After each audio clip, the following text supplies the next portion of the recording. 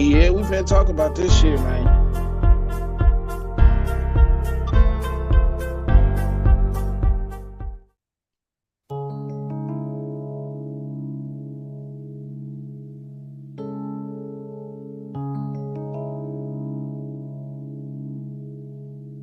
D-Mark got that heat.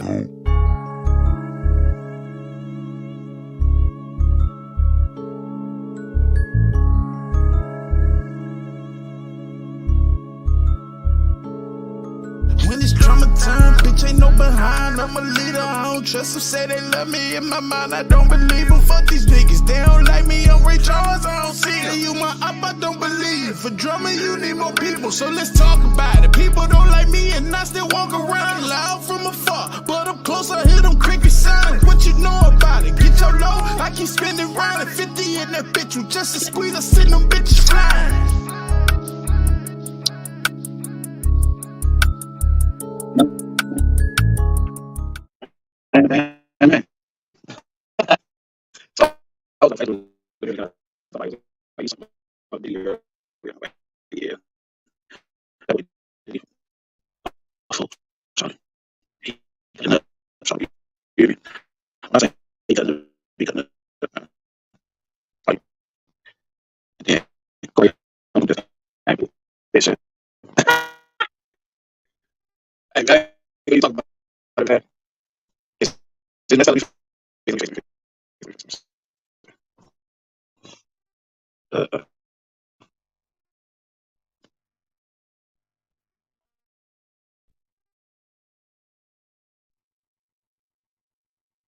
That better? Let me see. Check. Check,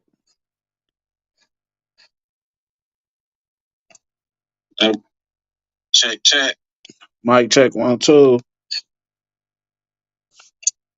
Check. Mic check 1, 2. Let me see. Check. Mic check 1, 2. Let me know if that sound better. Alright, cool. But yeah, man. If you on Facebook, hit that share button if you tapped in shit. I don't expect nobody to be up this late. I work third shift. I be cooling whole time. But yeah, y'all get to see the shit that I be on. Shit that I just be into in the middle of the night, man. I'm never hold on. Check this shit out. This nigga snapped. Hold up. I done been off on the side and seen how this man talk crazy to people because he hired goons. Right. I done seen it. Right. I done been in spots where I'm like, damn, dude, get down like that. Dusty Diddy has been struggling the last 2 weeks, from the whole situation with being sued by Cassie to then settling the lawsuit like 25 minutes later to then people quitting Revolt after him settling, stepping down from Revolt, getting axed from Sanjon from Macy's. Man, it's been a bad week. But especially since other people have been coming out talking about Diddy. When you're in a situation that may seem like a good situation, but if you're not waking up happy, or if you disgruntled, or you really don't want to be around that person, you find every excuse to get out of there. And I got diabetes. So my excuse was, I can't be with you every day. I can't do this. I can't do that. I'm losing weight. I'm doing that. But in reality, it was, I was sick. I was sick of you. I was sick of everything that was going on around you. I was sick of having to cover up everything that you did. I was sick. Man, Diddy had motherfuckers. She said, yeah, I jumped on it. All type of I shit. jumped in between it. That wasn't the only time. It was other times. And it was other people. The next girlfriend, Asian young lady, saying this. I was sitting on this side, he was on the other side, and he like grabbed my hair and like cussed me out. He took one of my heels and tried to throw it at me, and then he like mushed my face and like really hard and made my nose bleed. We were in his closet and he like pushed me and I fell to the ground. So I was like laying on my back and he stood over me and he started like punching me like this. Like he avoided my face, but he like started punching me like on the side of my head, and I was just like covering my face. He like stomped on my stomach really hard, and I like took the wind out of my breath. I couldn't breathe, and he kept hitting me, and I was like pleading to him, like, can you stop? I can't breathe. And he like stopped for a little bit. He like grabbed my hair from the back, like punching the back of my head. I just thought he was only being like that because he loved me. But damn it, it's just more interesting when my boy Corey Holcomb says it. Because when Corey Holcomb says something, number one, it's funny, and we know that it's true because Corey Holcomb is in the industry. Now, Corey Holcomb talked about something that happens a lot Corey Holcomb with a gonna be lot of holding men in shit back. entertainment, or at least some men, and that are men that are perverts, guys who use their power and influence to get women in the industry. And to be fair, I've seen a lot of guys do this. Some have done it on YouTube. Some guys have done it on YouTube and have made what the glamour sounds? Yeah, they have made videos with those same ladies they were calling. This game, you're not ready for it. BT 1000s, but in the inbox talking about sad music. Hey, I'm Tommy Sotomayor, everybody. I would love to go head on and trick on you, everybody. You have some big, beautiful breasts, everybody. Shout out to Tariq. I'm trying to do that voice, but But anyways, fast forward, Dima. Well, Corey Holcomb had a lot to say about Diddy. I want you guys to check it out, and then I'll be back. Trust me, touching on women. I'm talking about all these cats. I ain't talking about no one dude in particular, but we know a lot of guys who put their hands on, like you say, the weak. Right. Now, I'm not saying nobody's innocent in this cold ass world, but I don't like a perv who touches women while I'm around. Well, or if I see it and know it. But or stand on it. Yeah, if you're a dude and you can't get a woman by just your finesse, man, by who you are, and you got to take come on now. Look, somebody say he talking about Diddy. Diddy ain't the only perv. Trust me when I tell you, man. There's a lot of people out there because they got power, been up money, here, money and power. I done had pervs on my show where I could prove what I'm saying. Me too. You get what I'm saying? Pervs everywhere, man. Stop it. Get some help. I had the show when I brought the two girls on here, Trina and what's the name? The comedians. They were so sweet. Man, I'm telling you, man, y'all out here. Corey Holcomb get the reputation as the bad guy. I'm a man of God. A man and a woman. It's dudes out here God, he ain't with that. violate you because you are somewhere maybe alone with them, or they feel like they could just pull it off anyway. It ain't just like Diddy is what's popular in the news right now. Everybody know most people scared to talk about Diddy because we know Diddy pay money to get people hurt. Diddy pay money to get you out the way. It's facts. It's facts. It's not facts. These facts are not facts. Now who's scared to say that? You ain't gonna hear that all around the internet. He must be a monster too, because I done seen him flirt with men. We're gonna take a quick little break off of this right quick. We'll be right back to this. Check my little commercial out. Stop. Okay, sorry. Oh.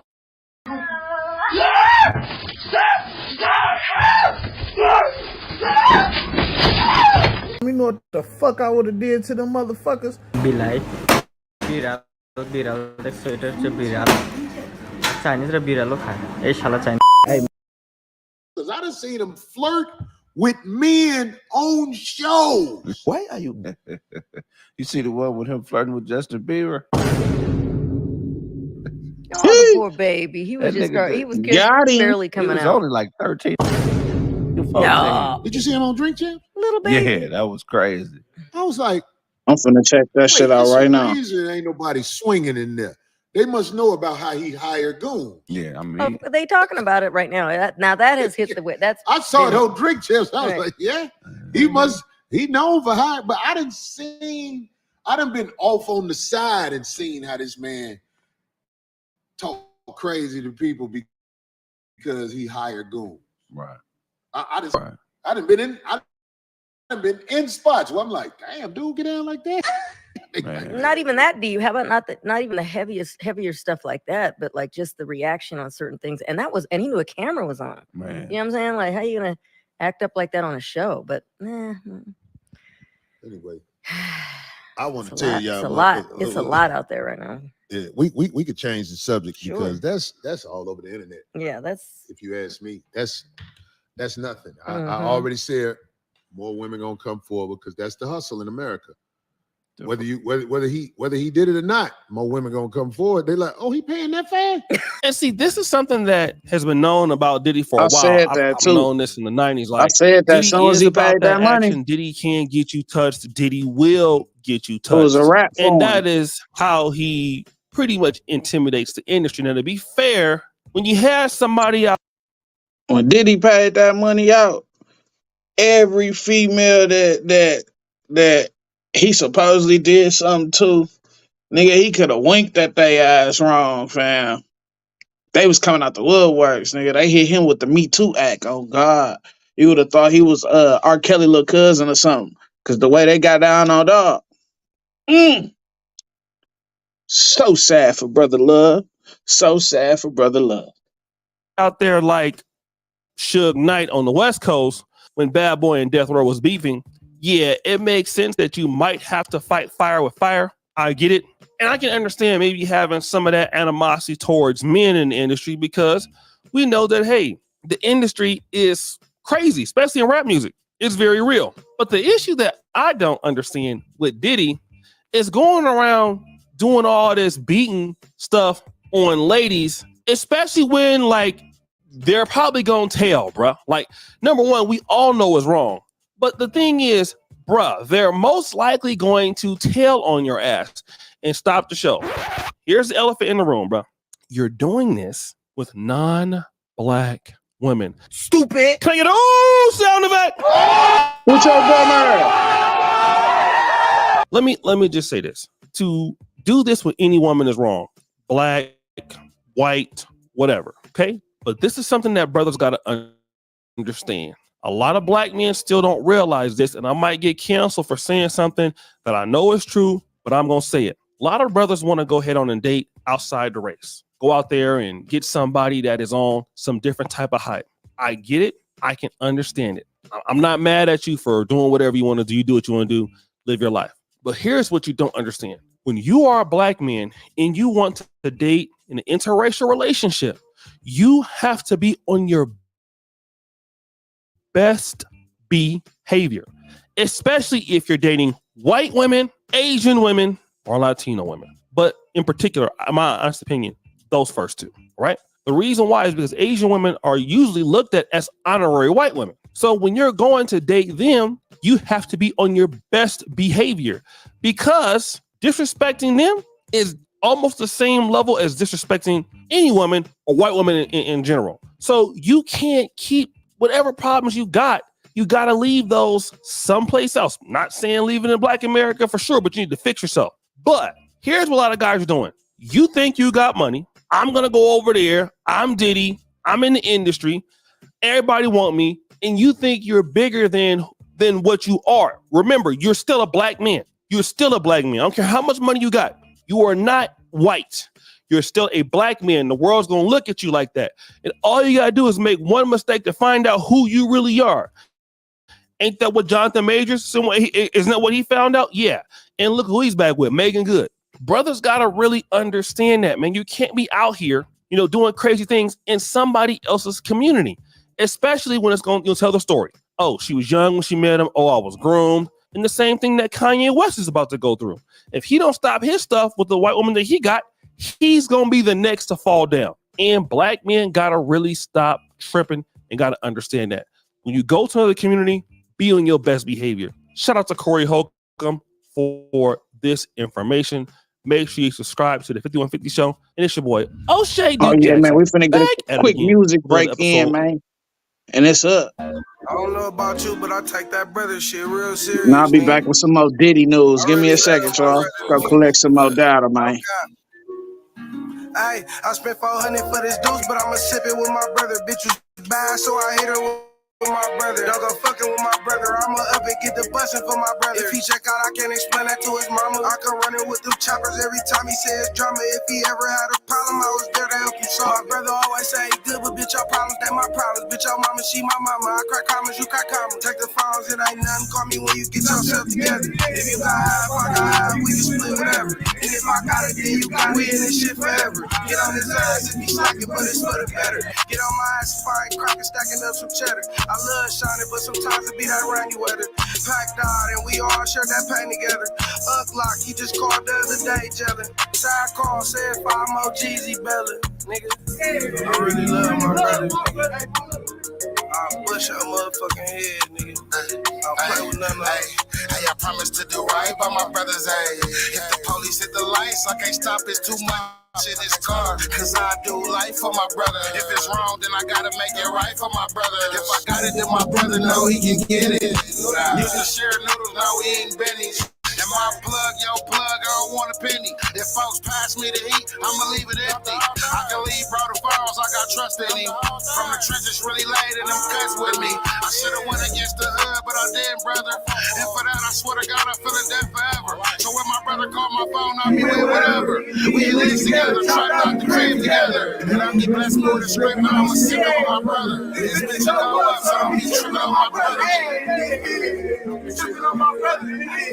This is my brother. Bullshit, nigga. Broad day, my nigga. Real. So yeah, man. Hey man, say man. Shit getting real out here, man. Diddy, you face some serious allegations, my boy. Serious allegations, my boy. We starting to see it, man. We definitely starting to see it, man. They gonna come get their pay. They definitely gonna come get it, bro. And you know, the biggest troll of them all, man. 50 Cent ain't letting up on you, boss. 50 pulls out an old video of Diddy on stage slapping Hov on his back, man. All these industry people know that Diddy been acting like this and doing this and try to engage other men into sexual acts with him. 50 Cent isn't taking any days off from trolling Diddy, and he just released a video to seemingly prove that Jay-Z took part in Diddy's male freak-offs. Now, we know that Diddy and Jay are still very close because just months ago, Diddy said in an interview that only 2 people are allowed to call him by his government name, Sean, his mom, and Jay-Z. Diddy also still has a photo of him and Jay on his website, Combs Global, and it looks like he takes a lot of pride in their friendship.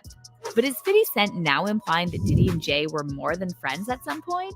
Or is Jay staying silent on the allegations because his do we need to dive into Jay-Z now? Let's get into it.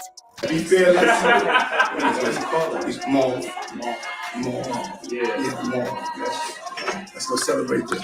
Ever since news broke that Cassie was suing Diddy for all kinds of depraved acts, including forced encounters with male S-workers, 50 has been exposing all kinds of messy details about Diddy. And now he also added Jay-Z in the chat, seemingly implying that Diddy and Jay have more in common than most people think.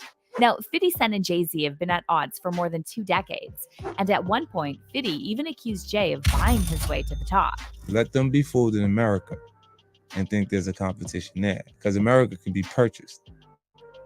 We can buy it with marketing dollars. 50 also thought it was weird that Jay-Z refers to himself as Jesus, and he told Rolling Stone in 2009 he has a king complex. He thinks he's effing Jesus, this Jay-hovish. And in that same interview, 50 also seemingly accused Jay of betraying people who are closest to him, like former Rockefeller artist Beanie Siegel. 50 said he didn't have their interests in mind. He was just doing what he had to do for himself. And it's not just 50 who thinks Jay ruined a lot of people to get to the top. Uncle Ron, who reportedly breathed. We know you're hovering over that button, but we need your help. We have a better button, we promise. Right on time. Not bright enough? Makeup flash. Still not enough? All right. Sarge, you tried your best. briefly worked as Beyonce's bodyguard, claimed that both Jay and Beyonce destroyed many people. Beyonce and Jay-Z will do anything to destroy anyone who speaks out against them. Cause say I ain't Biggie. Say I ain't Beanie Siegels. I ain't Freeway. How you wrote all them off the minute they did for you to get you to the top. But Uncle Ron also said something about Beyonce that fans think sounds very similar to what Cassie said about Diddy. Yeah, Beyonce's on drugs. She's been on them for a long time, and you keep her that way. And then Jaguar Wright made even more serious claims, suggesting that a lot of people who were once in Jay's inner circle, like Big L, faced tragic ends. The first time I ever saw Jay-Z or even heard him spit a rhyme was at an MC battle, street battle in New York. But he didn't show up as Jay-Z. He didn't show up as the hottest rapper on the street. He showed up as the nigga that was with Big L. Rest For in those peace. of you, Rest in peace, Big L. rest in peace, Big L. One of the That was the dopest. sensei. One of the dopest. Yes. Big L was who put Jay-Z on. Without question. And then Big L died, and then the next thing you know, Jay-Z. And as many fans pointed out, the way Jaguar described Jay-Z sounds very similar to how she and many others describe Diddy. Because the list of Diddy's associates who either died, got sick, or disappeared from the industry is longer than the list of his #1 records. By the way, Kanye also previously name-dropped both Diddy and Jay and Beyonce when he talked about celebrities who are controlled by the Hollywood elites, claiming that, unlike them, he can't be controlled because he never killed anyone. They can control Jay-Z and Beyonce. No, you, man. But they can't control me. I And this honestly truth think is that, gonna be heard. hey, Y'all Kanye can't been say trying to none of tell y'all us something, but Meek they was Mills, y'all blocking him. puppies, y'all little boozy, none of these names, none of these people that have to listen to y'all because they have legal. I never killed nobody, right? I'm the that never killed nobody, right? But that means I can say whatever I want and not go to jail. Now, going back to Jaguar Wright, listen to what else she said about Jay-Z's relationship with Diddy. He starts clienteling with Tupac and clienteling with Biggie and doing songs with Biggie and building a working, camaraderie with Honeycombs and AKA Diddy. And Why do you give him the honeycombs? Why do you give him honeycombs? She called him Diddler. He smacked Later so on in the sweet. interview, Oh, Jaguar hell also no. mentioned Jay-Z's problematic relationships with Foxy Brown, who was just 14 when Jay allegedly started grooming her, and Aaliyah, who was groomed by Jay-Z's friend, R. Kelly. By the way, Jay also met Beyonce when she was 16 and he was 28. This is him telling Charlie Rose in 2007 that he met Beyonce 10 years ago. So in 1997, Beyonce was either 15 or 16, depending on the month they met. But how long have you known her? Wow, a long time. R. Kelly friend. However long she's been recording. That's when I met her. Well, don't you remember how long it was? Yeah, when I met her. I mean, Was it 5 years ago? Was it? I met her 10 years ago. But did you say to yourself at that time, "Wow"? That's a fantastic talent. Besides that, there's a long-standing conspiracy that Jay-Z was involved in the sacrifice of Aaliyah after she rejected his advances. Dame Dash claimed that Jay tried harder than anyone to get with Aaliyah, and allegedly, Jay asked Diddy to help him groom her. So Diddy started inviting Aaliyah to his infamous parties. However, Aaliyah wasn't interested in Jay because she liked Dame. And then in 2001, a tragedy struck when Aaliyah lost her life at age 20. Ooh. Hold on, man. We're gonna get a quick music break right quick. Hold on.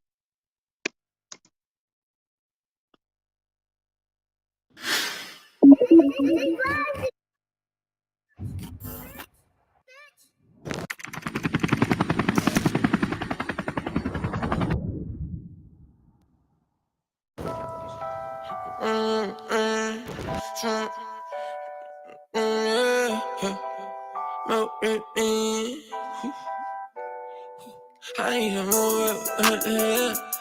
I need you more. I need you more. I need some more rubber bands, yeah. I made the money count a jam. I guess I gotta use my hands, yeah. I'm fish tanning in the jam. Boy, you better check the tag, yeah. The bitch on me, I ain't see me in my bag, yeah. You count me out, but now you see that you can add, yeah. You ever seen a million cash? Yeah. Woody Percocet got me high. Baby on me wet there like Tata. I'ma hit it till she gon' be Dada. In the spaceship jumping like I Skada. I got on Zaza. And he pronounce the shit I buy. Bitch, you better not let this Tesla die. Got the Drake and niggas play this bitch go by. See you till dead, I'm ready to put the feds on me. Heard that it was lonely at the top right there, yeah, it's lonely. No, I ain't a killer, but don't push him on the edge, homie. I got your back forever, yeah, I thought that's what you said, homie. Ain't that what you said, homie? Turn the music down, I whip the brick up in the kitchen. I'm the number one, not the number two, on you no push. Yeah, I'm the number one, not the number two, but I be shit. I don't eat no blue cheese, I just want the blue chip. I need some more rubber bands, yeah, yeah. I made the money count the jam. I guess I gotta use my hands, yeah, yeah. I'm a fish tatted in the jam. Yep. Hell yeah, man. Shit, man. But yeah, back to it, man. I just be trying to keep the blood flowing in this motherfucker, man. Cause shit, I worked third shift. I got 3 hours left, man. So shit, we finna talk shit. 22 in an unexplained plane crash in the Bahamas. The same year, Jay went public with Beyonce. Now, the reason so many people believe Aaliyah's death was an industry sacrifice is because eyewitnesses saw she was given a sedative and carried unconscious on the plane. Besides that, Dame Dash also revealed that Jay-Z knew R. Kelly essayed Aaliyah and illegally married her when she was 15, and yet he refused to cut ties with him. In fact, Jay went on to record a joint album with Kelly, and according to Dame, they also plan to go on a world tour. But then years later, they tried to do the tour. The best of both. Yeah, but it still didn't work out. But you notice I wasn't a part of any of that, and the karma happens. But the thing I didn't understand is I was like, I know I'm not f***ing with that. And because of the moral challenge and him choosing one way, I knew morally we weren't the same. And now on top of all this, rumors are going around that Jay-Z and Diddy didn't just groom women, but were also allegedly involved in all-male freak-offs. Now, 50 Cent previously trolled Jay for trying to look like the artist Basquiat, who had relationships with both men and women. You image yourself after a gay painter. The big homie want to look like a gay painter. What are we talking about here? We're talking about Basquiat. He wants to look like a gay painter. And then we all know how 50 has been trolling Diddy for years about being on the DL. He even implied that Diddy tried to make a move on him. Then Puff was like, yeah, like first he was amping him to get style. Then he was like, yo, so when we gonna get the chance to, to kick it, like we can just hang out. Nigga, we gotta kick it. This is Puff. Okay. He's telling me we gotta kick it. And he was like, yo, why don't we like go shopping or something? I mean, like I pay for it. And I was like, this just sounds. I got the away from him because I was like, this nigga. Just tell me he take me shopping. And this is it goes on. But there's just a little foot. By the way, Diddy's former bodyguard, Gene Deal, claimed in a recent interview that those male S-workers Diddy forced Cassie to sleep with were actually for him. Diddy, he enjoyed watching her get smashed by BBCs. So, what you think about that? Do you think she was the only one getting banged by him? Do you think this man had this woman search for prostitutes online just for them to have with her? It's something fishy about that, bro. Now, does this mean Jay-Z and Diddy participated in freak-offs together? Well, it looks like that's what 50 Cent is implying with his new post. 50 shared a throwback video of him on stage with Diddy and Jay-Z, showing Diddy slapping Jay's behind. He wrote in the caption, 20 machine guns only get 10 months. Diddy in the back, patting men's butts. Nah, I ain't with it. I ain't never been with it. Now, 50 may just be trolling again. However, fans are saying that at the end of the day, you're the company you keep. So the fact Jay-Z stayed friends with Diddy all these years must mean they have a lot in common. Someone said, Jay-Z's closet is not clean. This man is damn near on the same timing as Diddy. And another fan added, agreed. The only difference is that Diddy's mess has been publicized for quite some time. Jay, on the other hand, has his wife to help balance out his image a bit better, so he doesn't seem as sinister. He's been trying to rebrand for the last decade, trying to put on this air of serenity and altruism as if he's a saint. It's all a facade. But let's hear your thoughts on this. How much do you think Jay-Z and Diddy really have in common? Comment down below, and then check out this next video.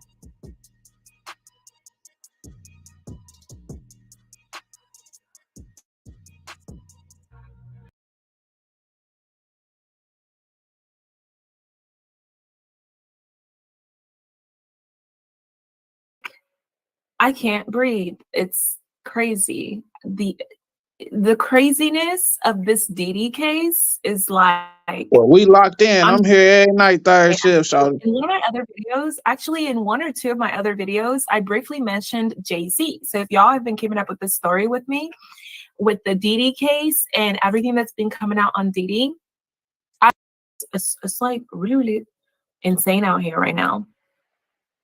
All right, y'all. So tell me why 50 Cent did this. 50 Cent, he's crazy. Y'all. 50 Cent has more smoke for Diddy after digging through his video archives. Oh my gosh. After months of trolling Diddy, first the accusations of being involved in Tupac's murder, and more recently over the Bad Boy Records founder facing multiple allegations of SA and grape, 50 went to Instagram with another joke.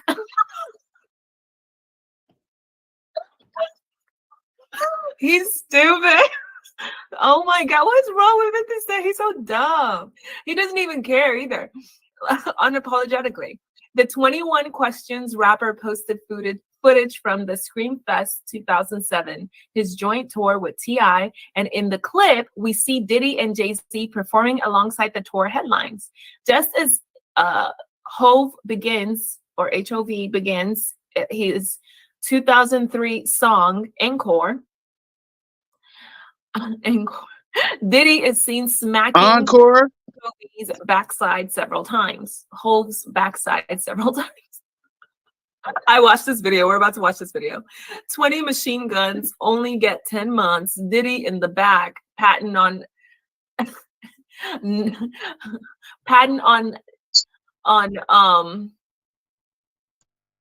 ninjas' butts.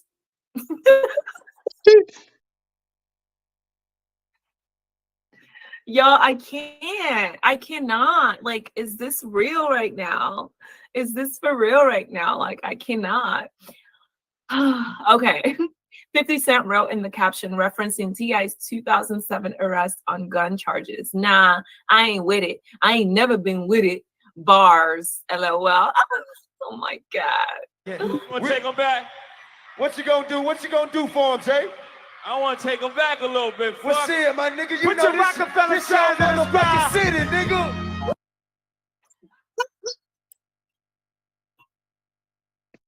Ooh, I think I found something even better, man. We finna switch gears. Hold on. Caption's opening line also nods to G Unit's 2008 song "You So Tough," where he subliminally accuses T.I. of being a police informant in exchange for a shortened sentence. I believe that. I think 50 Cent is like putting everybody's business out there, but because he does it so much, people are just like, oh, here comes 50 Cent again. We finna switch gears. 1 second. Right after this video.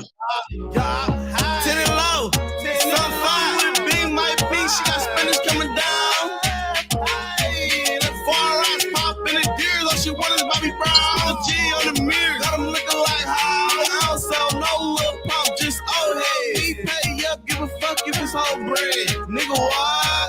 Get in my P, bust a brick on the counter, then I make G. No zip pop, I ran out last week. 46 pop, I'm a big nigga. Tiki licking on her fingers like she eating chilies. If I really wanna bust him down, I'ma go get him. We coming home, respect the town, nigga, what a business. Smack it town, nigga, what a business. Smack it town, nigga, what a business. Cheap ass nigga always calling, asking for shit. And I really slap G's, I ain't capping. All you hear is hit you with the switch, call them my shooters, you know that they don't miss. Hey, this be slapping. Okay, man. Sure. You know, you was around Check Puffy. this shit out. You know, looking at this lawsuit, Cassie, she Oh, claims that man. he had freak off sessions where they would get a male You talking prostitute about in. the freak off session where they used to do in the studio and all of that over different entertainers' houses and stuff, where they be having them parties where they won't invite you to, and they be like, "We having a party tonight, but this ain't your kind of party." You be like, "Yeah, I ain't going. I don't want to go." Freak off parties when you go in there and it be, yo, let me tell you something. We used to go in the club. We go into the nightclub, right? And we go and get to the VIP. All of these girls come It around the got real VIP and fast, they just didn't be it, honey? standing there. And like, let me tell you something, man. I'm gonna get back with you. We gotta rewind this back. We used to go to when we go to the club, we used to have these bottles, right? And on this bottle, they be regular Moet bottles. On them bottles right there, they've been had something to make the Hold girls on, be hold on. real slippery and all of this kind of stuff. Take that house. They should have been yelling, take that, take that. Now they finna take all your pay, shawty. Oh God. So when you get up, they be like, don't touch them bottles right there and only drink them bottles right there. So we already knew what the drill was. You just don't mess with them bottles, right? Then all of the girls is in the club after a while. They all running, opening up their mouth like little birds. He's running around just popping pills in their mouth. Pop pill, pill, pill, pill. And then that was the party. But all of the females that was in it, that's what they wanted. That was what party. It was part of the hip hop culture. We ain't see nothing wrong with it until Bill Cosby got in trouble. He did one too Bitch. many. Man, look.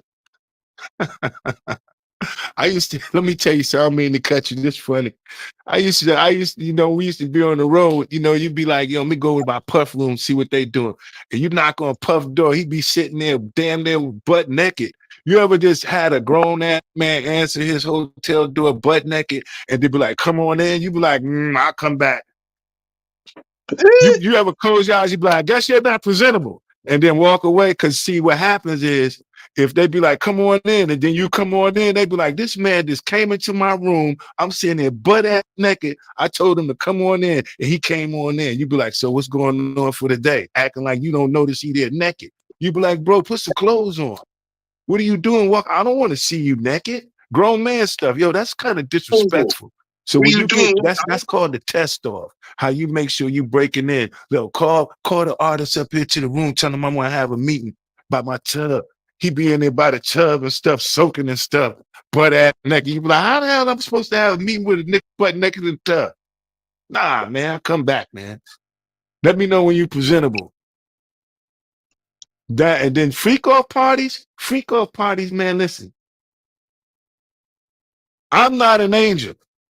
I ain't never did nothing morally incorrect, but I definitely not. The girls definitely have my share of pretty women and being famous. It just came with the life, but also what came with it was a lesson. Also, what came with it was, you know what, you can't keep doing the same thing over and over and over again and still expect to find somebody to truly love you. That right there, those kind of parties kept me from finding somebody who really cared about me. And it took me to leave those kind of parties, those kind of people, all that energy alone, just to even better understand me. That's what I did. That's why I've been. That's why I totally vanished from everything and said, you know, I'm going to be a better man, a stronger man. And that's what I recommended that he do. I'd be like, bro, it's time for you to be a stronger, a bigger person. But he still wanted to remain minute. And that's what's happening to him today. See him. Yeah, that's wild, man. Him opening up the door naked, man. That's weird behavior. Yeah. Anytime a man's naked around you and they feel comfortable with being naked around you, you know what I'm saying? You be like, something ain't right, man. What do you know what I Oh mean? You God, know, I something ain't knocked on the right. door. You knew it was another dude at the door. Like when I knocked, you know what I'm saying? Then you can just go open the door, come on in. Like, boy, you knew I Walk was a all his butt man. out. Nah, I just closed the door. I see you later, Hell bro. no. I guess y'all not ready for the day. It would have been a So motherfucking fight. that's weird behavior. It would have been a motherfucking fight, man. I want to get her a gift she'll actually use. Big red Hold yoga on, man. gear for great. Hold on, man. It would have been a motherfucking fight, man. I swear. I swear, man. That just ain't cool, bro. Like, why would you invite me in your room and you got your butt cheeks out? Hmm. Hmm. You know what the fuck I would have did to that nigga? You know what? Let me switch gears for a second, man. Let me put a little break in here right quick. Yeah.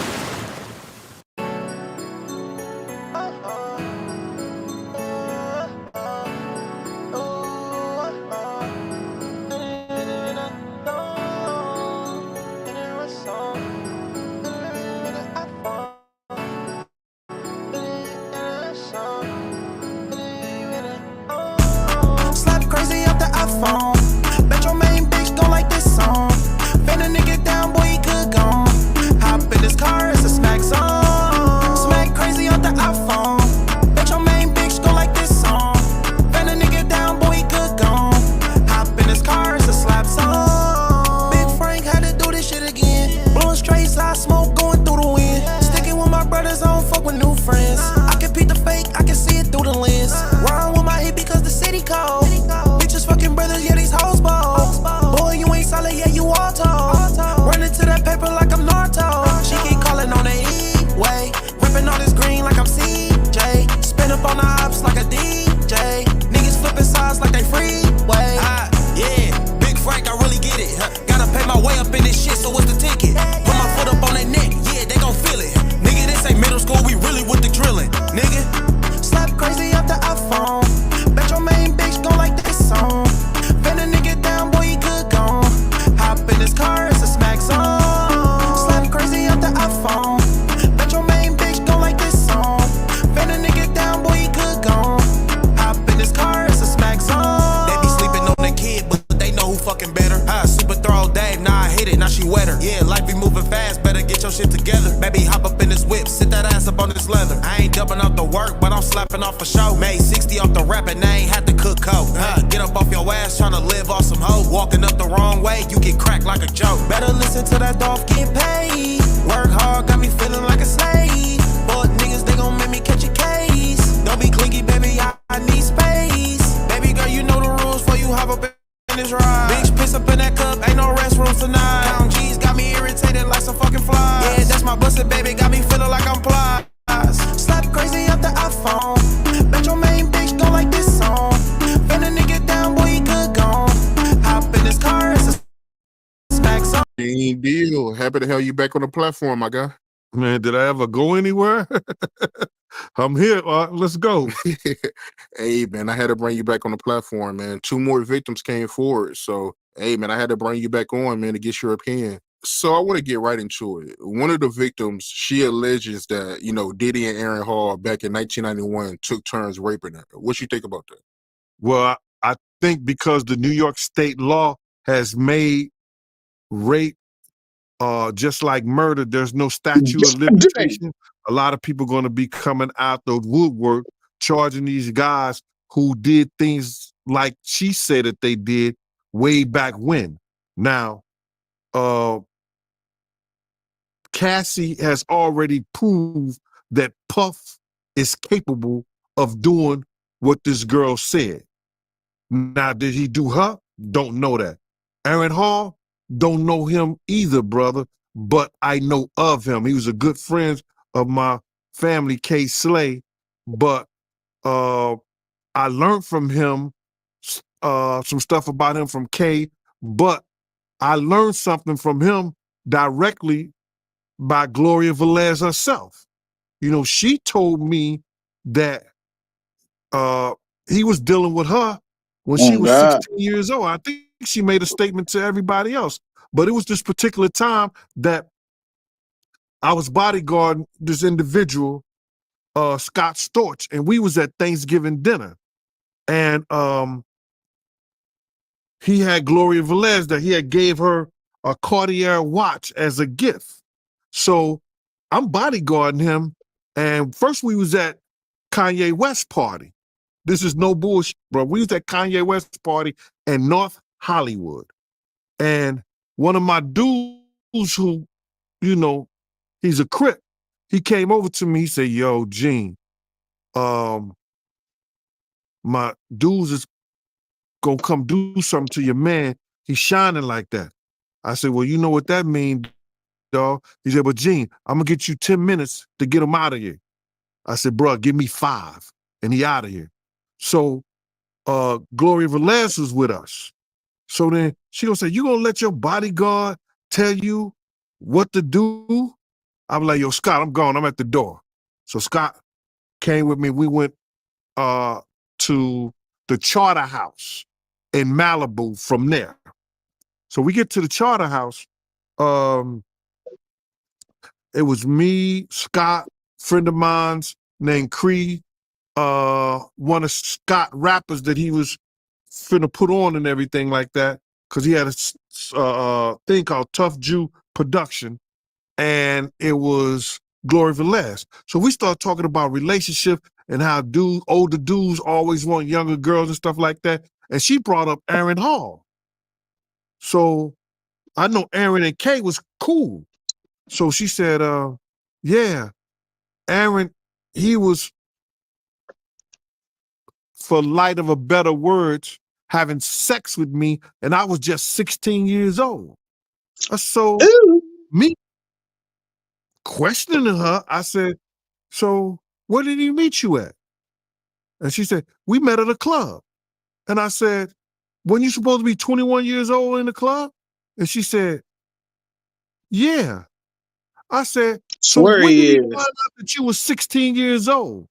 She said, we was on the line at the airport in customs, and if you're on Facebook, hit that share button for me. I was 16 years old. They wouldn't let me go to Jamaica with him, and I needed a consent, my parental consent, in order to go to Jamaica. So I said, so he think that you older than that. He just found out when y'all went to Jamaica?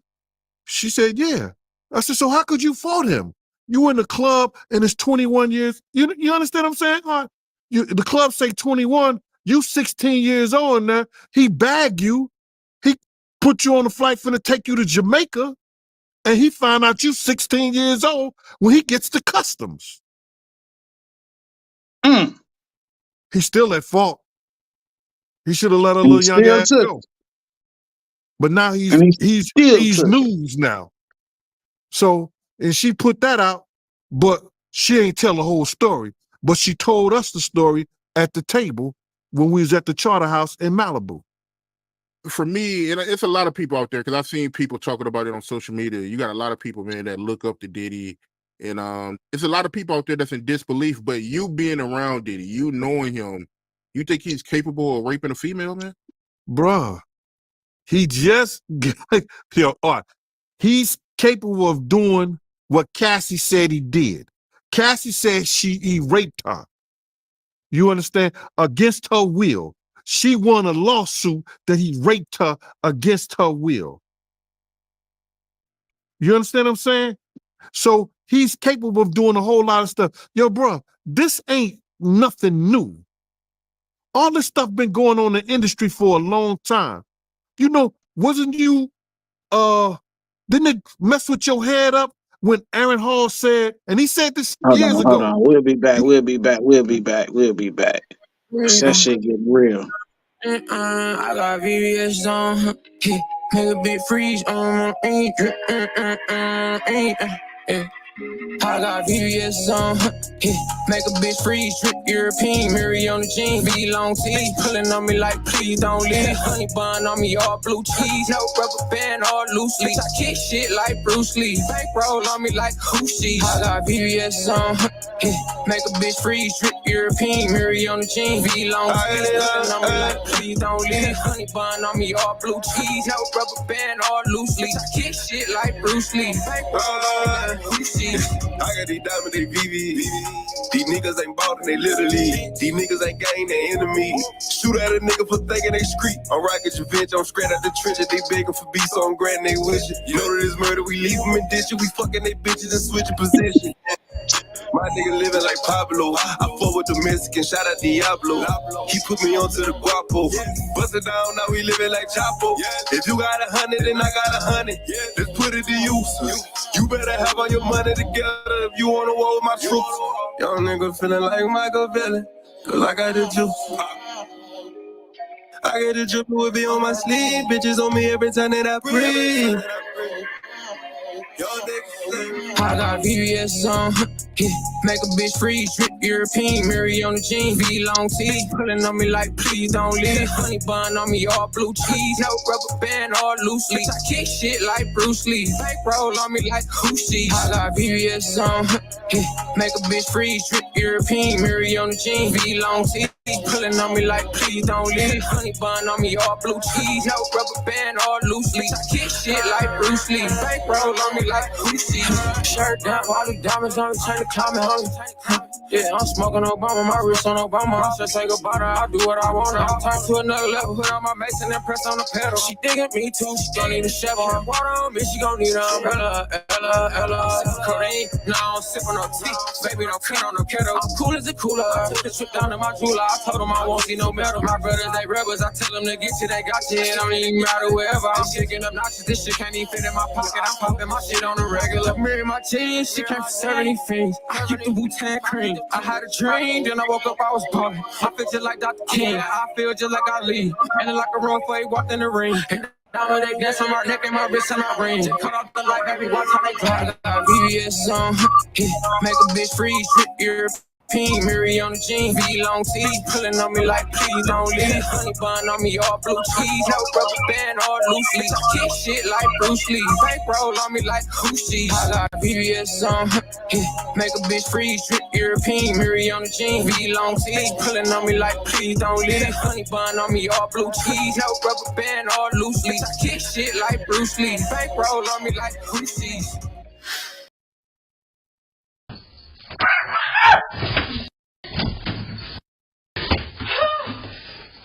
Stop. Okay, sorry. Oh.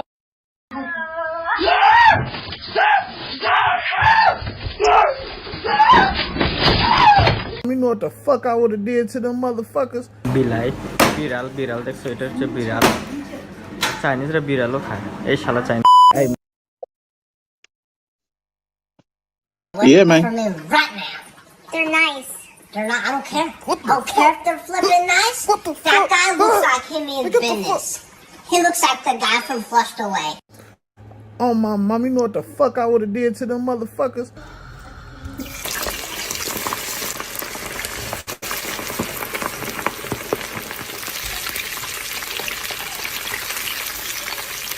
All right, we back. We back.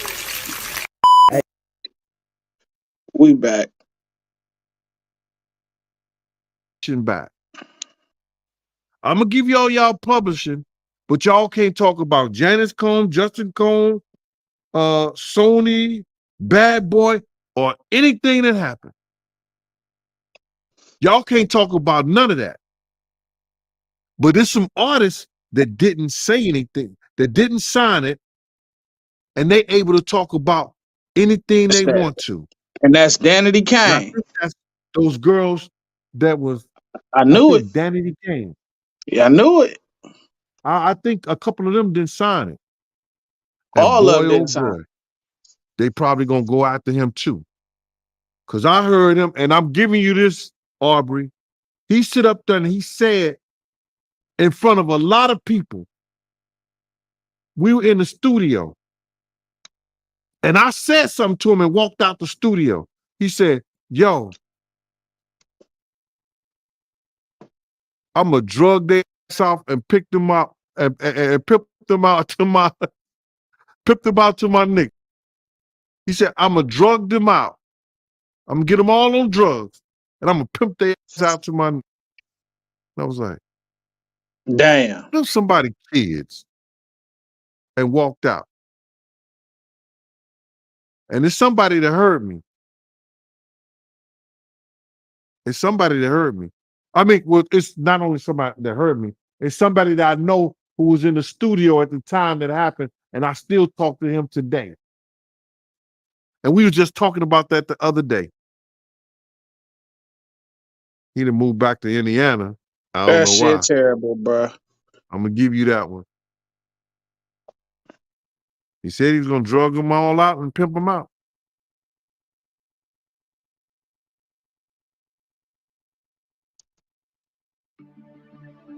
It's so amazing.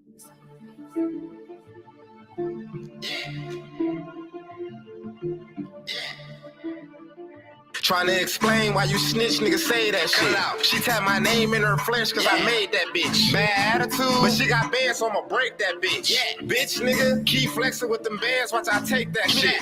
If I get caught in that jam, I'ma take my lick. Big old nick on my hip, you ain't gon' take my shit.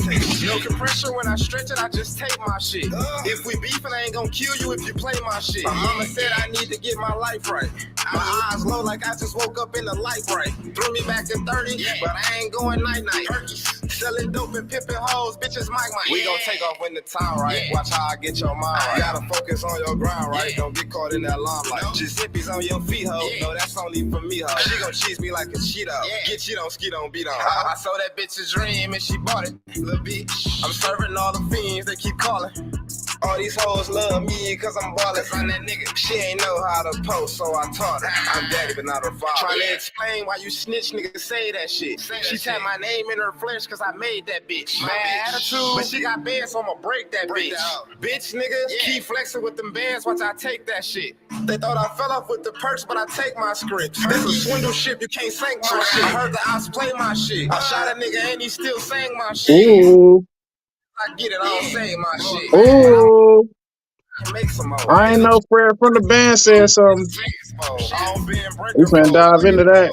Came with her career, got in her ear, I made her hoe. I don't say them hoes. Turn her 4 into a 9, I'm making dough. Baking soda strong. They teeth turn white when they take a blow. Here, take some more. Here, trigger choppers, come get your taper low. Hit his ass with the laser on. Hitting green beams like a laser show. Picking green perks, I pay for those. I be taking those. Take them both and bend her ass over. Watch me slay this hoe. Scorpion, get over here, bitch. I be training hoes. Perk got me throwed. I stuck my thumb in her stinking hoe. Let the drugs. Thanks for tuning in to The Source, your source for celebrity news. Check this out. Ever since Cassie dropped her bombshell lawsuit against P. Diddy and walked away with like the millions in the bag, mad people have been like, how come nobody ever tried to expose this dude? Well, they have, because last year, Freddie P, aka Freddie Watson, from like the old show Making a Band, tried to like tell everybody about Diddy, but nobody was listening.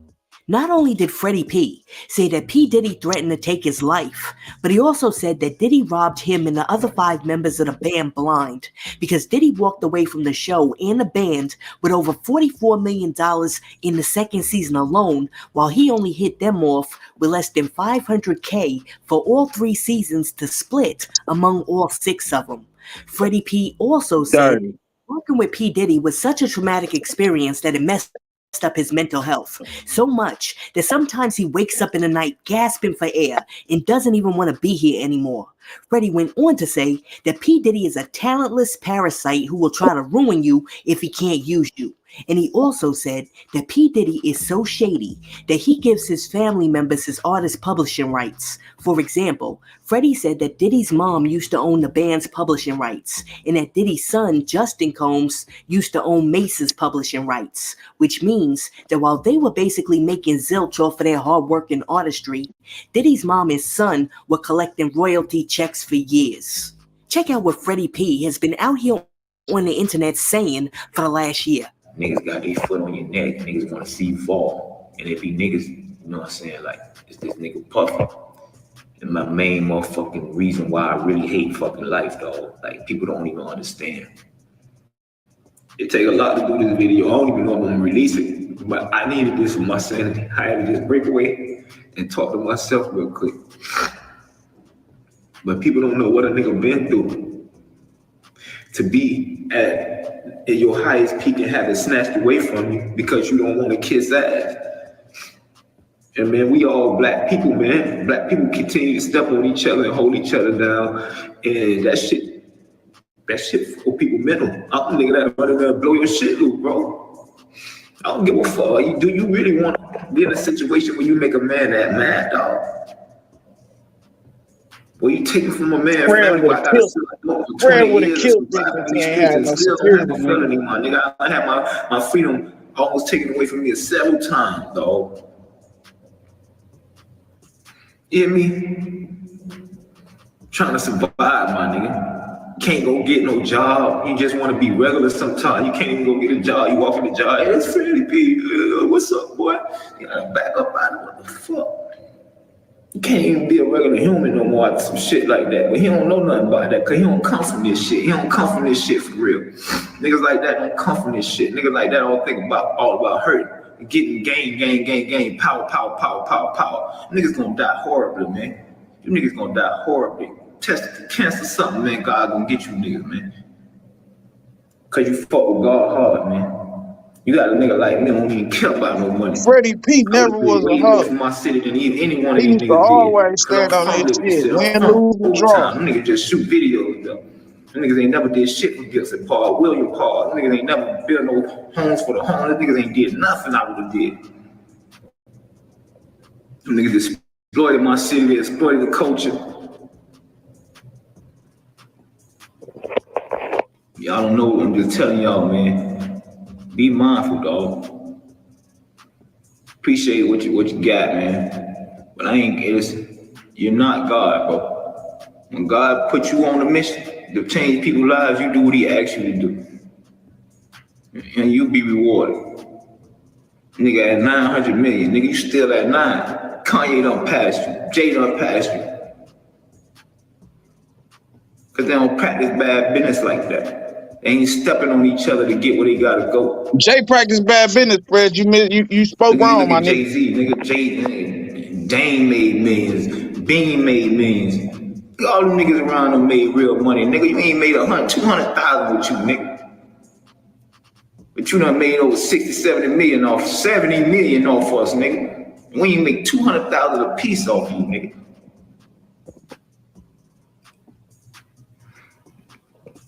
Listen, man. God damn. I just want to tell y'all, this music industry ain't what it seems. I got people in this music industry right now that won't fuck with me, and I was cool with them. They won't fuck with me because of that nigga. They scared of me. Me and you won't fuck with that nigga. He take it personal. He want to shut doors. So they don't want to have nothing to do with that, and I don't blame him. I blame that nigga. When you go through what that nigga put a nigga through for the last 20 years, you get tired, bro. You just tired. You grow hate. It's like a cancer. It's like, nigga, what type of nigga is you? I want to leave this here in case I ever fucking perish, my nigga. You could look back at this, dog. You die before me, dog. How you think I'm gonna feel? You think I'm gonna laugh? Or you think I'm gonna cry? When you die, people supposed to cry about you, dog. This world gonna talk bad about you, brother. This world gonna exploit every bad thing. How you got every bad dollar? Your legacy is fucked, man. And you don't even go back and try to make it right, my nigga. Cause that shit not in you. Y'all niggas be worried about what's on you, not what's in you. That's the difference between everybody in y'all generation and my generation. That's the fuck generation, period. You niggas that's built for money only worry about what's on you. This mistake is costing Amazon Prime shoppers big. Are you still using Prime? Because at this point, it's the dinosaur of online shopping. What if I told you there's a new exciting alternative? I'm going to show you one simple trick that'll save you a lot of money when shopping online. Watch this. I can show you how to get the sweetest deals online when you shop from major retailers like Amazon and Target. You can drop prices automatically. I can show you how, but I can't do it for you. People are saving real money doing this, 160 million in the last year. Across thousands of different retailers, you'll immediately see this. See what I mean? You'll see better prices you had no idea existed. And you don't even need to ask. They just show up automatically. Download this free tool that'll give you access to the deals like the one I just showed you. Just click, done. That's it. Simple. It takes all of 10 seconds. No need to enter any personal information, no technical mumbo jumbo. It's that easy. What are you waiting for? It takes less than 30 seconds to start saving. And this is all 100% free. Why does it seem like his name out of all is villainized as being one of them dudes that just take terrible business? Why does it seem like Diddy's name is the one? It's facts. The facts. You gotta look at it. Even Kanye made motherfucking Big Sean a millionaire. Yeah. Even Kanye made John Legend a millionaire. Jay-Z lowest accomplishment is worth $65 million, and that's J. Cole. He's a god. Talk about it. Yeah. You got Rihanna, who's a billionaire. Kanye, who's a billionaire. Like, why you don't have one millionaire under your belt? Not one.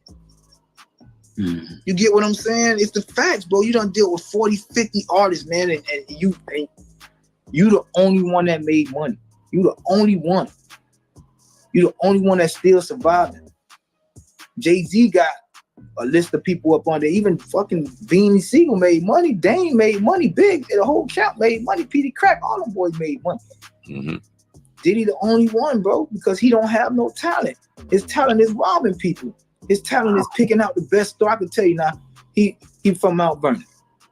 So he can hear some shit that say, damn, you went through that? Boy, put that shit on track.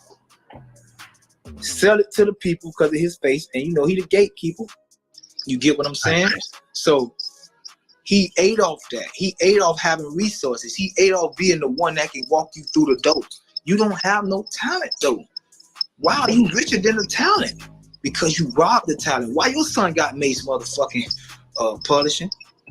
This shit don't make no fucking sense. Why your mama got our publishing?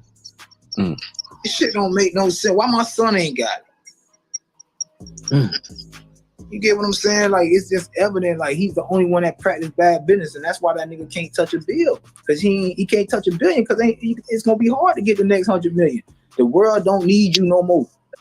You know what I'm saying? What I mean is, people used to need him to be seen with him. Now he's the parasite. He just cleans up. He's a hip hop parasite. The cheesecake thing. Looking back, what you think about that? Like, really, when you look back at it. I'm starving too. You know something? I want me a piece of cheesecake. From, you know where to get the cheesecake spot is at? Yeah. And y'all can walk from here, get the cheesecake, see the city, enjoy the sights, would you? Fred, you all right? Fred, yeah, you all right? Fred, I'm good. This dude must be crazy. Sooner or later, we gonna clash. Yeah, the word is calling. My cheesecake, if my cheesecake is in the least bit soft or brittle or not on point, we'll go back. You know what Junior's is at? Yo, fam, Puffy just told us to go to the store in Brooklyn and bring him back a cheesecake and walk. Niggas want this shit, man, but we was just on the tip like you was trying to put us out there like a bitch or something, like make us walk all the way to Brooklyn, like, you know what I'm saying? I don't really care how you took it or whatever went through your mind was a mission that had to be done. All this psychological, that's ego. So the ego's in your way. So the ego made the decision. You know what I'm saying? I'm doing some cheesecake. If you got that much ego, go do your thing, man. Don't sit here and be talking about it, man. Be fly about it. Get your swag on, walk that way. That way, do it. If you want to think about it, or if you ain't gonna walk that way, walk to Brooklyn and be happy about it. I mean, me, I would never do it to them. I would have never did it to them kids. I mean, with us. You get what I'm saying? That's just my character, though. But, I mean, you got to look at who you dealing with. Like, I ain't trying to be whatever. That man ain't from the streets. You feel what I'm saying? Man, it's cold sucker. You feel me? Like, some of the shit he do, man, by definition, you know what I'm saying? He's a sucker. You get what I'm saying? Like, wow, you making people walk for cheesecake, wash cars, walk around Brooklyn 6 in the morning screaming Biggie verses loud. It's a lot of shit I don't even remember. Oh, it was stuff that we never saw y'all was doing. Yeah, man. Like, people don't understand. People always come back and talk to me. I'm like, bro, don't ever talk to me about no edited show. Oh, I watched you. You wanted to go home. Bro, if you ever seen something on the show or something you didn't see, you get what I'm saying? So now knowing, you know that was a humiliation ritual, right? Huh? You know that was a humiliation ritual, right? Yeah. Now I'm older. Man, him had done gotten some shit where he had to threaten me. Like, and this is like the first time, man, this nigga was cool as fuck before this. Like, not the best of friends, but he respected my mom. So we hadn't got into something in his lobby where a bunch of cameras was around, and he was like, I'll buy every house in your neighborhood. He was like, nigga, he was trying to say I ain't bad. He was like, I'll buy every house in your neighborhood, and every time you come out, nigga, somebody will get popped. So I'm thinking like, talking about pop. Now, pop. now listen, when another nigga tell you this, Mm-hmm. man, you get your goofy ass on, man. Like, you ready? Get your animated ass. But when a nigga like Puffy tell you that, you go to picturing the shit. When we went home, I never came back.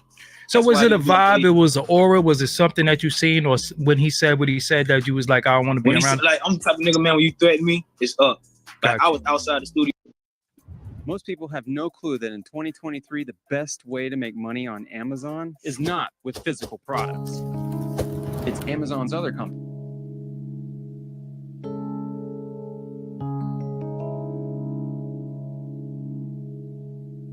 D-Mark got that heat.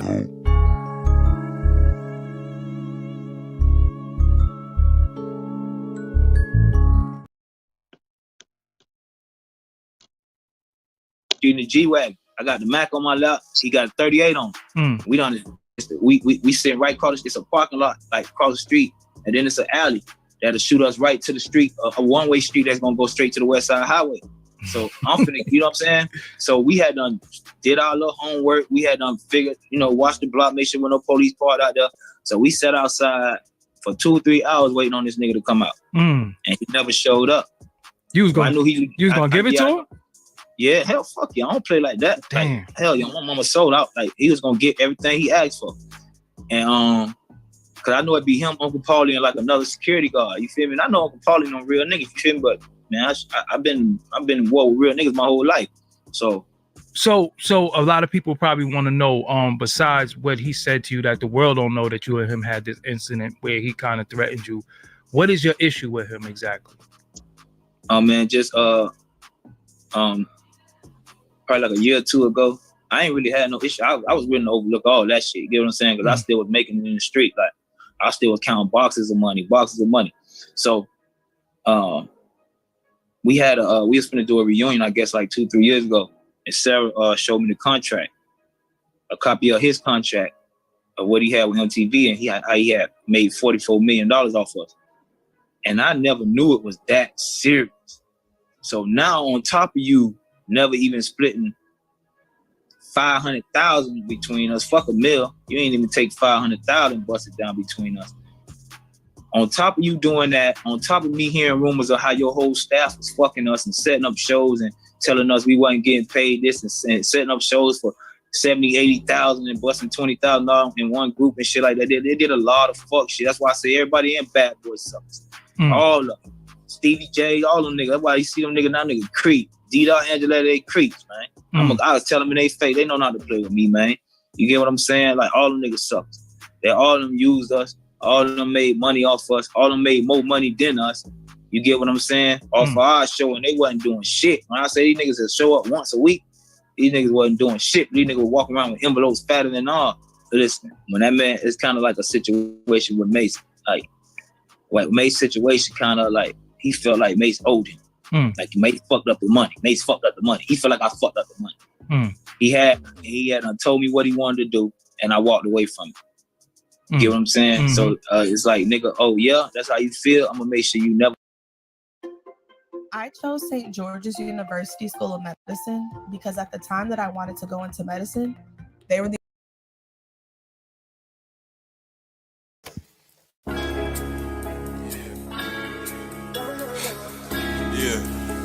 Hey, V, line them up.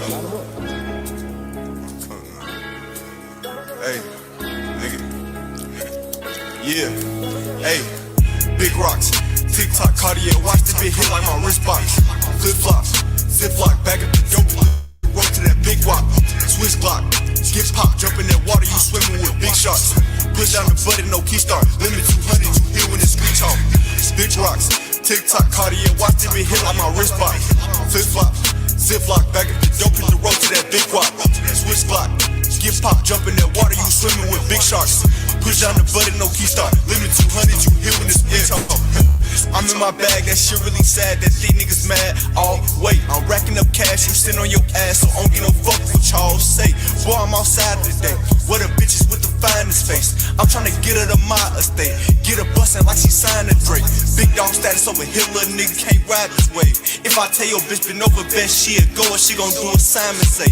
Got some killers swing that Nola, they'll walk up on you just for a diamond chain. Stepping heavy like a soldier, keep a pistol closer just in case they find his hand. Nigga, speed past fast, ain't looking out that rear view. Police get behind me, left him stinking like some mirror dude. Up in that straight with that motherfucking Drake yelling, got the only man that I fear, dude. Steady grinding every day like a red dude. Popping out off his face like a pit bull. It ain't hard to relate, nigga. Gang go that way at your motherfucking place, nigga. Simple. Big rocks, TikTok, Cartier watch, this big hit like my wrist box. Flip flop, zip lock, back up the dope in the road to that big rock. Switch block, get pop, jump in that water, you swimming with big shots. Push down the button, no key stop. Limit 200, you hit when the switch off. TikTok, Cartier watch, this big hit. Zip lock, back up the big rock. Switch block, get pop, jump in the water, you swimming with big shots. Push down the button, limit 200, you hit when Yeah, man, we still up. We still going, man. It's up there. Daddy, I'm pimping out of foreign, I don't ride no damn caddy. All these damn players got me feeling like I'm back counting G's. If it lean, I'm a master at mashing. Bitch, it's easy, I'm the one that got your bitch too. I keep on winning, and it's so hard for you to quit losing. This that new Milwaukee, bitch, you better join the movie.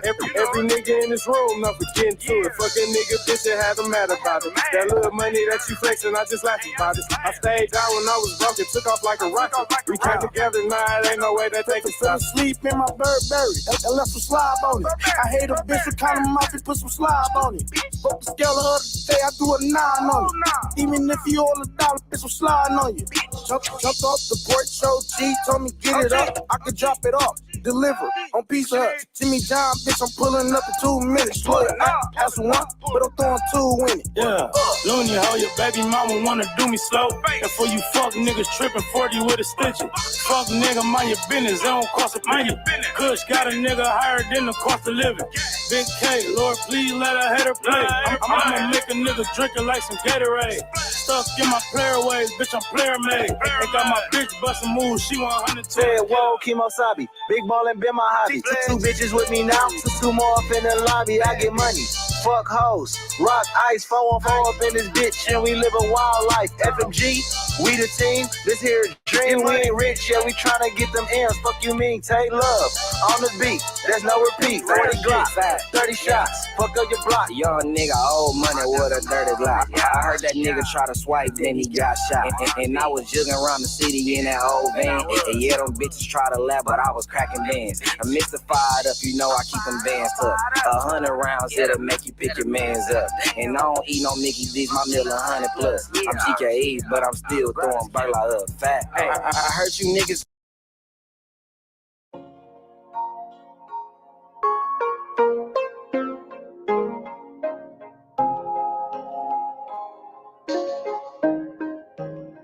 I ain't with all that shit, nigga. All that hate shit, man.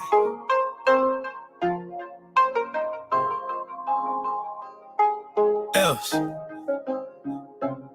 I'm showing out, I'm about to make these niggas hate some more. Got all this cake and I just told my bitch to bake some more. She want this dick, but that hoe broke, she can waste some more. I almost died trying to play, bitch, I won't play no more. I had my OGs on my ass, they told me take it slow. That money came soon as I said I couldn't take no more. I heard the ops want some smoke, niggas say no more. I'm showing out, I'm about to make these niggas hate some more. These niggas ballin', but they bitches, they just want me. A couple million, I can't settle for 100. I'm about to shake a nigga project, got my chop. They told me put my faith in God, bitch, bring my mama. It's fully loaded, ain't no safety, bitch, don't play with that. Them niggas took my brother life and they gon' pay for that. This nigga like a roommate, bitch, I stay with that. Just counted 30, I remember I was facing that. That bitch a free, she wanna fuck me and my man. She watches happy. I ain't fucking with no planes, this gas station, lane switching. I ain't think my way different. Chopper with a nigga car up, leave his paint dripping. I told that hoe from the car, get in the car, I'm about to take a couple hoes to the go. It's either you or it's me, my nigga, you gotta go. psycho. Tell me why they hate. I'm about to make these niggas hate some more. Got all this cake and I just told my bitch to bake some more. She want this dick, but that hoe broke. She can wait some more. I almost died trying to play, bitch. I won't play no more. I had my OGs on my ass. They told me take it slow. That money came soon as I said I couldn't take no more. I heard the ops want some smoke, niggas say no more. I'm showing out, I'm about to make these niggas hate some more. Almost died in the field, I cannot pray no more. All these bitches chasing me, but I'm just chasing dough. I know these niggas hate on me, I make them hate some more. 40 Glock with the beam, quick to erase a hoe. They told me keep my faith in God, I gotta pray some more. Sometimes I ride all by my lonely, thinking about my woes. Then they gone, ain't coming home, ain't living life no more. Locked in the cage, heart full of rage, ready to fight some more. OG told me take it easy, but the game ain't slow. I heard the ops been trying to slide, I'm pulling up with pole. Them know why we beside, it's gonna be funerals. Real shot that with the shit, you know we criminals. I'm showing out, I'm about to make these niggas hate some more. Got all this cake and I just told my bitch to bake some more. She want this dick, but that hoe broke, she can wait some more. I almost died trying to play, bitch, I won't play no more. I had my OGs on my ass, they told me take it slow. That money came soon as I said I couldn't take no more. I heard the ops want some smoke, niggas say no more. I'm showing out, I'm about to make these niggas hate some more. I told my mom I gotta go, I can't wait no more. But I got shooters, I be scared everywhere that I go. I'm with the low, I'm out of state on the way to my show. When I was young, I remember I had dreams of this shit. I working hard, but ain't nobody wanna believe in this shit. And we the green team, we got choppers, green beans. Niggas, they got chopper here to turn you into some screen beans. Action. Hey, I'm rolling wood, popping pills, I can't feel my face. Got a plan for some bands, then I'm on my way. I'm rolling wood, popping pills, I can't feel my face. Got a plan for some bands, then I'm on my way. I'm showing out, I'm about to make these niggas hate some more. Got all this cake and I just told my bitch to bake some more. She want this dick, but that hoe broke, she can wait some more. I almost died trying to play, bitch, I won't play no more. I had my OGs on my ass, they told me take it slow. That money came soon as I said I couldn't take no more. I heard the ops want some smoke, niggas say no more. I'm showing out, I'm about to make these niggas hate some more.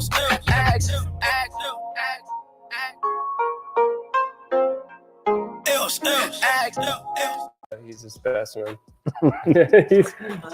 If you are an obstacle in anybody's life, you today, okay? You can't stop my glow. You can't stop my flow. Uh-oh, it looks like Diddy's mad because Cassie's husband is once again publicly dragging him for being in the closet and calling him old and fruity. Now, this isn't the first time Alex has thrown shade at Diddy about hiding his sexuality.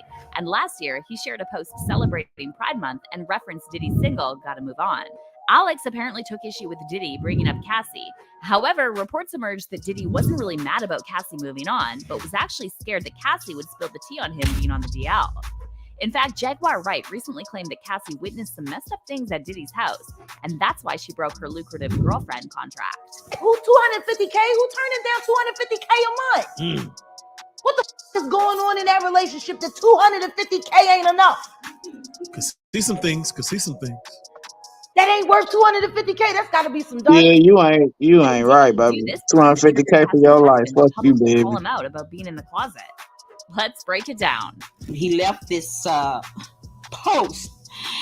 He said he is so old and fruity.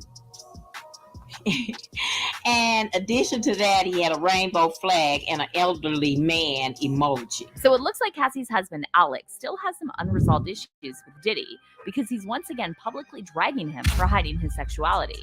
For those of you who don't know, Diddy and Cassie dated for 11 years before calling it quits in 2018. And less than a year later, Cassie got engaged to personal trainer Alex Fine, who was reportedly hired by Diddy. Now, there were a lot of rumors back then that Cassie cheated on Diddy with Alex. However, Diddy wasn't faithful either, and he actually admitted that he was a cheater in all his past relationships. I've never been a good boyfriend.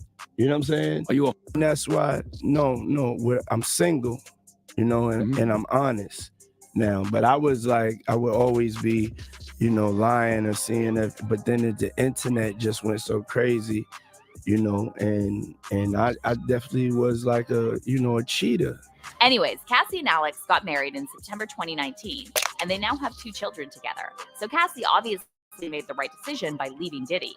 However, there's been a lot of speculation about the reason Cassie stayed with Diddy for so long, knowing full well that Diddy tends to keep women around for years without commitment.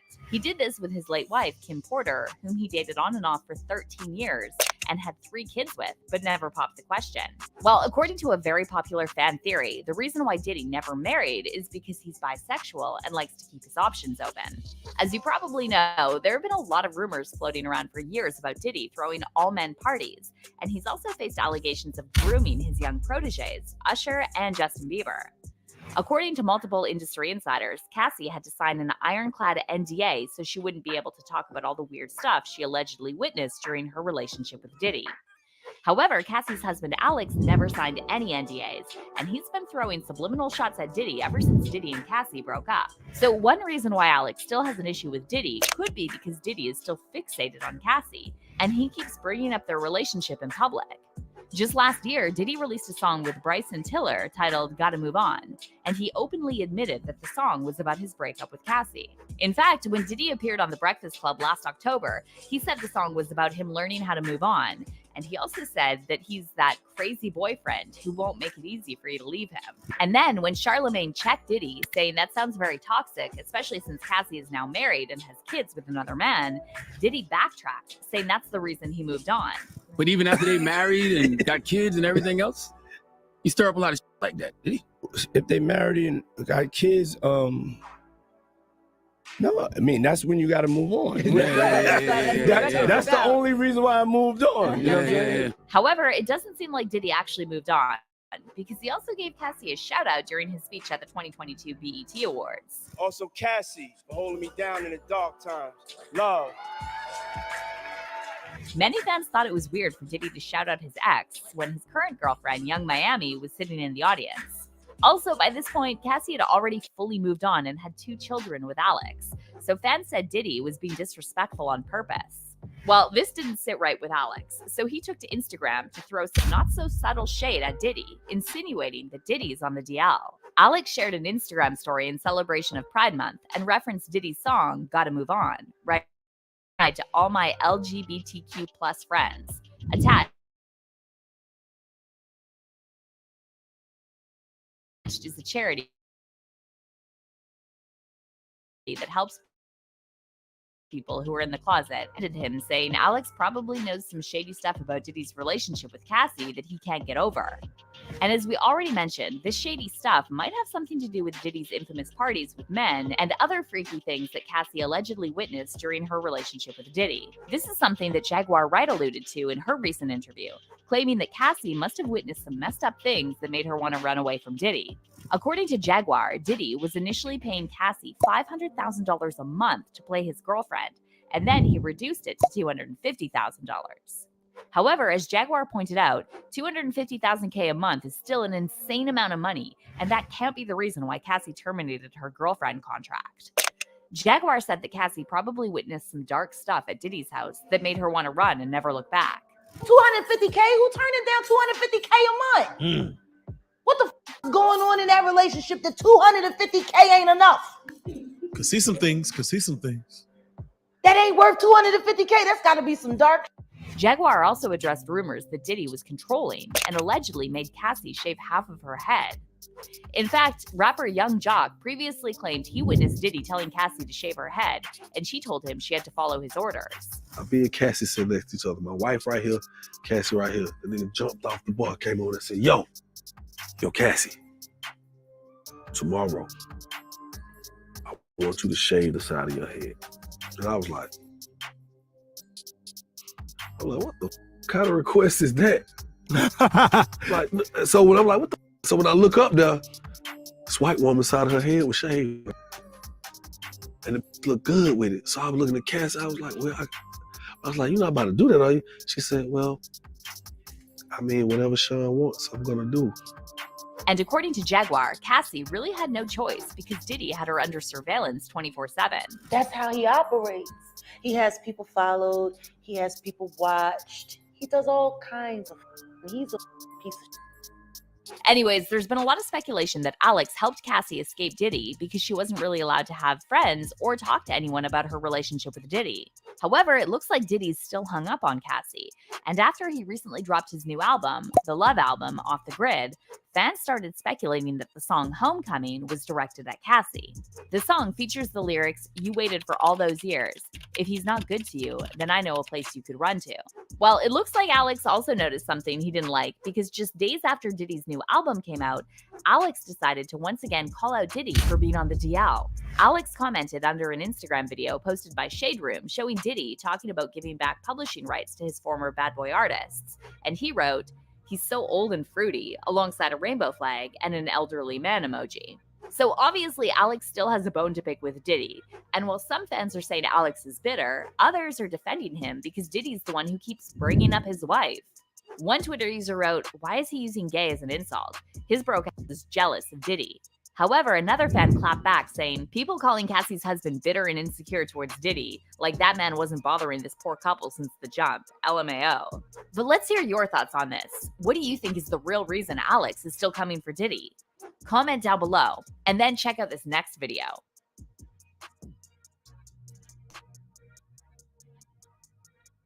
The center of a scandal, and this time popular social media star and comedian Jay Versace has more to say about that. He recently shook the internet when he accused Diddy of bending him over his bed. Diddy's bed. What is Jay telling us? And should we even believe him?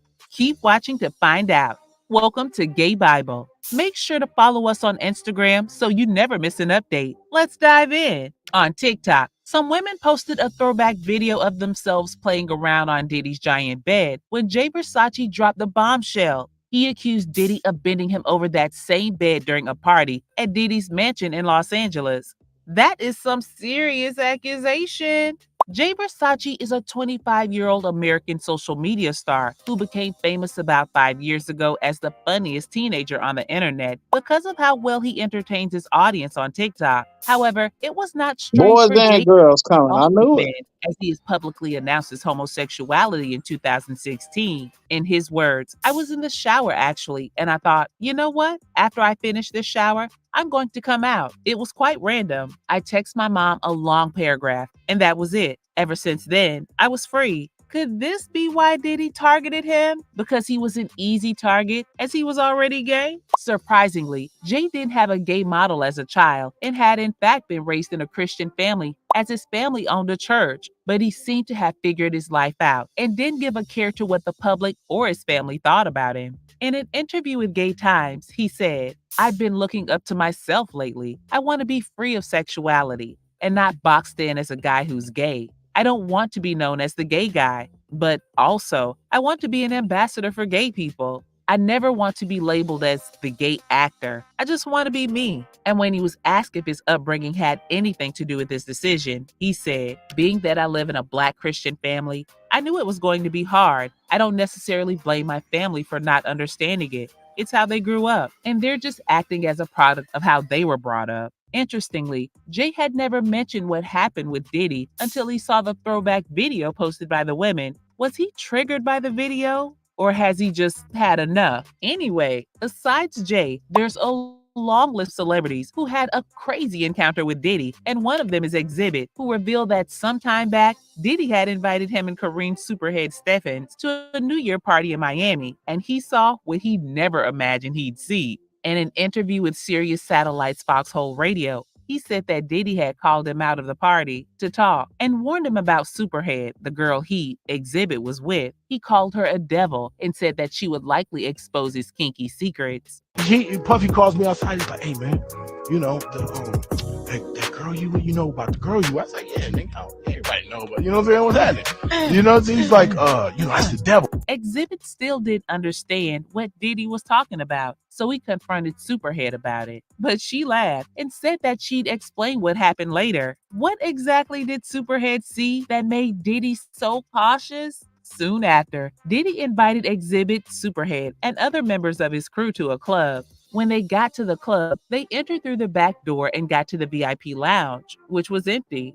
Diddy left them to do his business, and that's when the real event started. He and Superhead cited 2 men kissing passionately and another one dancing butt naked. It's 2 dudes kissing. You know what I'm saying? I'm like, another direction, it's another dude over there, like, butt-ass naked dancing. Perplexed, he left without saying a word to Diddy or even bidding him goodbye. In his words, "We take off. We leave the club directly. I didn't say peace to nobody. It was suspect. You can chalk it up to being in Miami or whatever, but I've been in a gang of clubs, and I ain't never mistakenly stepped into a club with that kind of activity." Why does Diddy attend such parties? And from X's story, it seems the party isn't a regular party we all know of. Speaking of parties, Usher also shared the experience he had while he was a teenager. At 13, he was handed over to Diddy, who was supposed to be teaching him all he needed to survive in the rap industry. But Diddy didn't only teach him stuff he needed to know, he also taught and exposed him to stuff he wasn't supposed to know at his age. I got a chance to see some things. Yeah, but you were 13. What were you I seeing? went there to see the lifestyle. Even Diddy revealed that he and Usher used to sleep together when he was a teen, but Usher used to wake up earlier. Even though he referred to Usher as his brother, fans think it was just a cover-up. That's my brother right here from day one. We used to wake up.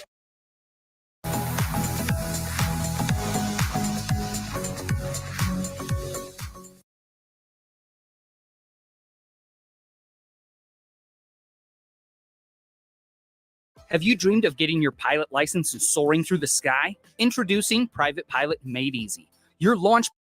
And I mean, damn, pause, but like, check this out. I mean, back in the days when he was like 10 and I was a little bit older, his older brother, we used to fight over the frosted flakes. You know what I'm saying? Before pause was invented.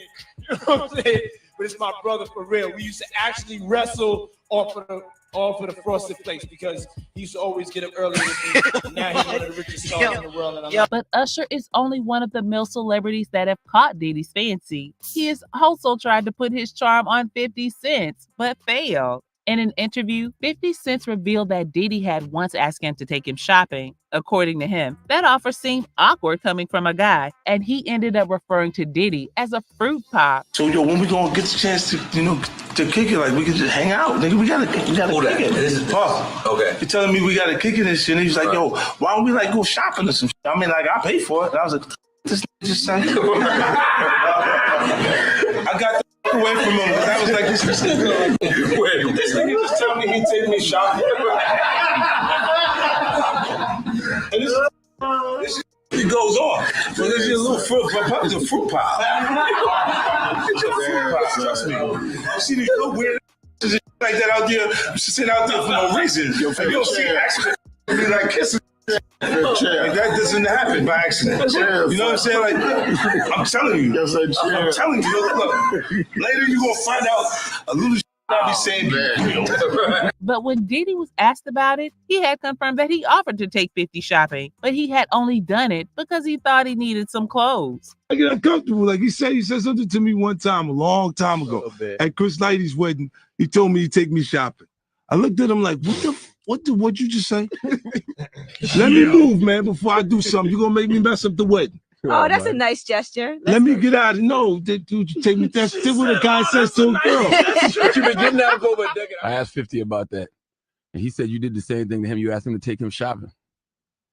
Yeah, I thought he needed some clothes. What? I'm a nice guy. Yo, why are you in 50? Hey, yo. Diddy's got to be kidding. That's such a lame excuse. But there's still more juice. Come forward this year in It's regards Mo and Mo. I think this story is interesting because it's been completely brushed under the carpet in the midst of everything going around. Hey guys, it's Rob Ronaldo. Hope you guys are all doing well today. Back again with another video. If you have not subscribed, guys, click that button for daily and consistent content. Subscribe to the channel. I would really appreciate it. Subscribe in actuality. And the fact that I find it to be not related to what is going on here is wild. So there was a TikTok going around of these influencers who were, invited to P. Diddy's house party. And they were jumping on one of his huge beds that was located outside in the garden. Now, Jay Versace, who is a Vine star, started on Vine, ended up being a well-known content creator, and now is a producer for many musicians behind the scenes, and also is Grammy nominated, and I believe has won Grammys, I'm not sure. had commented under this video to say P. Diddy had also invited me to this party, and I ended up bent over in his bed as he was behind me. That is what he has said, and nothing else. And a lot of people, you know, initially were discussing it, but the story got drowned out quite quickly. Now, he is the first person to come forth in regards to any kind of allegation as a man, for a content creator, social media individual, or person in the public eye in regards to what P. Diddy did to him allegedly. Now, why did P. Diddy bend him over behind closed doors in his bedroom, you know, inviting all of these TikTokers and social media stars, which are the new generation of, you know, celebrities, you want to say, to his parties? Because he was at the height of his career. And if you notice one thing about Jay Versace is that he's very comical. He's got a huge character, and you know, you can see in the videos and etc. But in the last couple of years, he's been quite dull, and not in a rude way, but more so quite calm, very much, you know, emotionless. And I think that these scenarios are most definitely got something to do with it, because of course he is quite young. Now, for P. Diddy to invite Jay Versace to his house parties to then bend him over in his bed, I can't even imagine what this man did to Justin Bieber or Usher. I can't even imagine. And something makes me feel like he did things worse to Bieber than to Usher, because I feel like Usher would have said something by now, but I feel like they have a great relationship. But which could be trauma bonding, who knows? But I think I can't even imagine what he did to Bieber. I feel like Justin Bieber was passed around a lot, used a lot, and I think that, you know, this individual has come forward this year. I think it's a harrowing story, and I just feel like it's all now being resurfacing. People are beginning to speak about it again, but there's no articles on this information. They've all been scrubbed. So I think that in itself is also very wild. So hopefully we'll see more men come forward, but you know, it's just insane that this man has gotten away with so much in his life. What the hell happened to P. Diddy in his childhood? I believe his father was in the mafia and his father died very early on, but what the hell took place in his childhood? Because nobody comes out the womb acting a damn fool. You've had traumatic incidents that happen in his childhood that can explain why people end up being abusive. And I just want to know what that is, because to me, it's quite bemusing, but I think his childhood is quite blurred out and we don't know much about it. But I think the fact that he's inviting these TikTok stars to his parties when they're at the peak of their career and they end up bent over in his bedroom whilst he's there, I can't even fathom what his ideas are for luring people. And it's like, well, it's P. Diddy. He's a huge star. I'm at the height of my career. Of course, I'm going to go to P. Diddy's house and, you know, have some fun with my friends and etc. Next thing you know, something slipped in your drink. Next thing you know, you're taking something. Next thing you know, in his room. Next thing you know, you realize what's happened. You're traumatized. You're emotionless. Sexual abuse, assault can really mess you up. Believe me, I know. And it can really trigger a lot of stuff. And I feel like that's probably what's happened to him. So I think it's a very important story. I feel like the P. Diddy conversation is dying down now. That is the inclination that I have, that from today onwards, the conversation about him is beginning to die down. And I think that that just happens regardless. I do feel like we have a short attention span as human beings because of social media, AI, TikTok, Reels, and etc. So unfortunately, we can't really press on with stories for a long amount of time because we just get tired, unfortunately. So I think that it is dying down now, unless another significantly huge, you know, revelation comes out similar to Cassie's lawsuit. I don't know what's going to happen, because I feel like the second lawsuit was a shock. The third lawsuit, we're like, okay, cool, we're not surprised. So the fourth, fifth, sixth, I don't think is going to cause a shock factor. You need a shock factor to re-up the attention span, and I just don't think we're going to get that. So unfortunately, I think the story's dying down. Give it a month, people will forget, and I think that you'll still be a free man walking, and you'll end up doing a phase 2 of a PR rehab image, you know, machine, and he will be fine in a couple of years. That's just how I see it happen, especially when it comes to men who are billionaires. It takes a very long time. And the fact Combs is facing disturbing new allegations this morning. Combs is now facing a second lawsuit accusing him of drugging and sexually assaulting a woman back in 1991. He's also accused of filming the entire assault. Kim died from pneumonia, but there's the first coroner's report that said it was ruled a homicide, and they found toxins in her body to prove that she had been poisoned. He has people followed. He has people watch. I feel bad for the kids. Diddy is in more trouble after several women are speaking out. Right now, he has cases filed against him for evil acts he's performed, torturing innocent people and filming it as blackmail. These new lawsuits also raise questions about Kim Porter's death and how conveniently it all went down for Diddy. So let's get into it.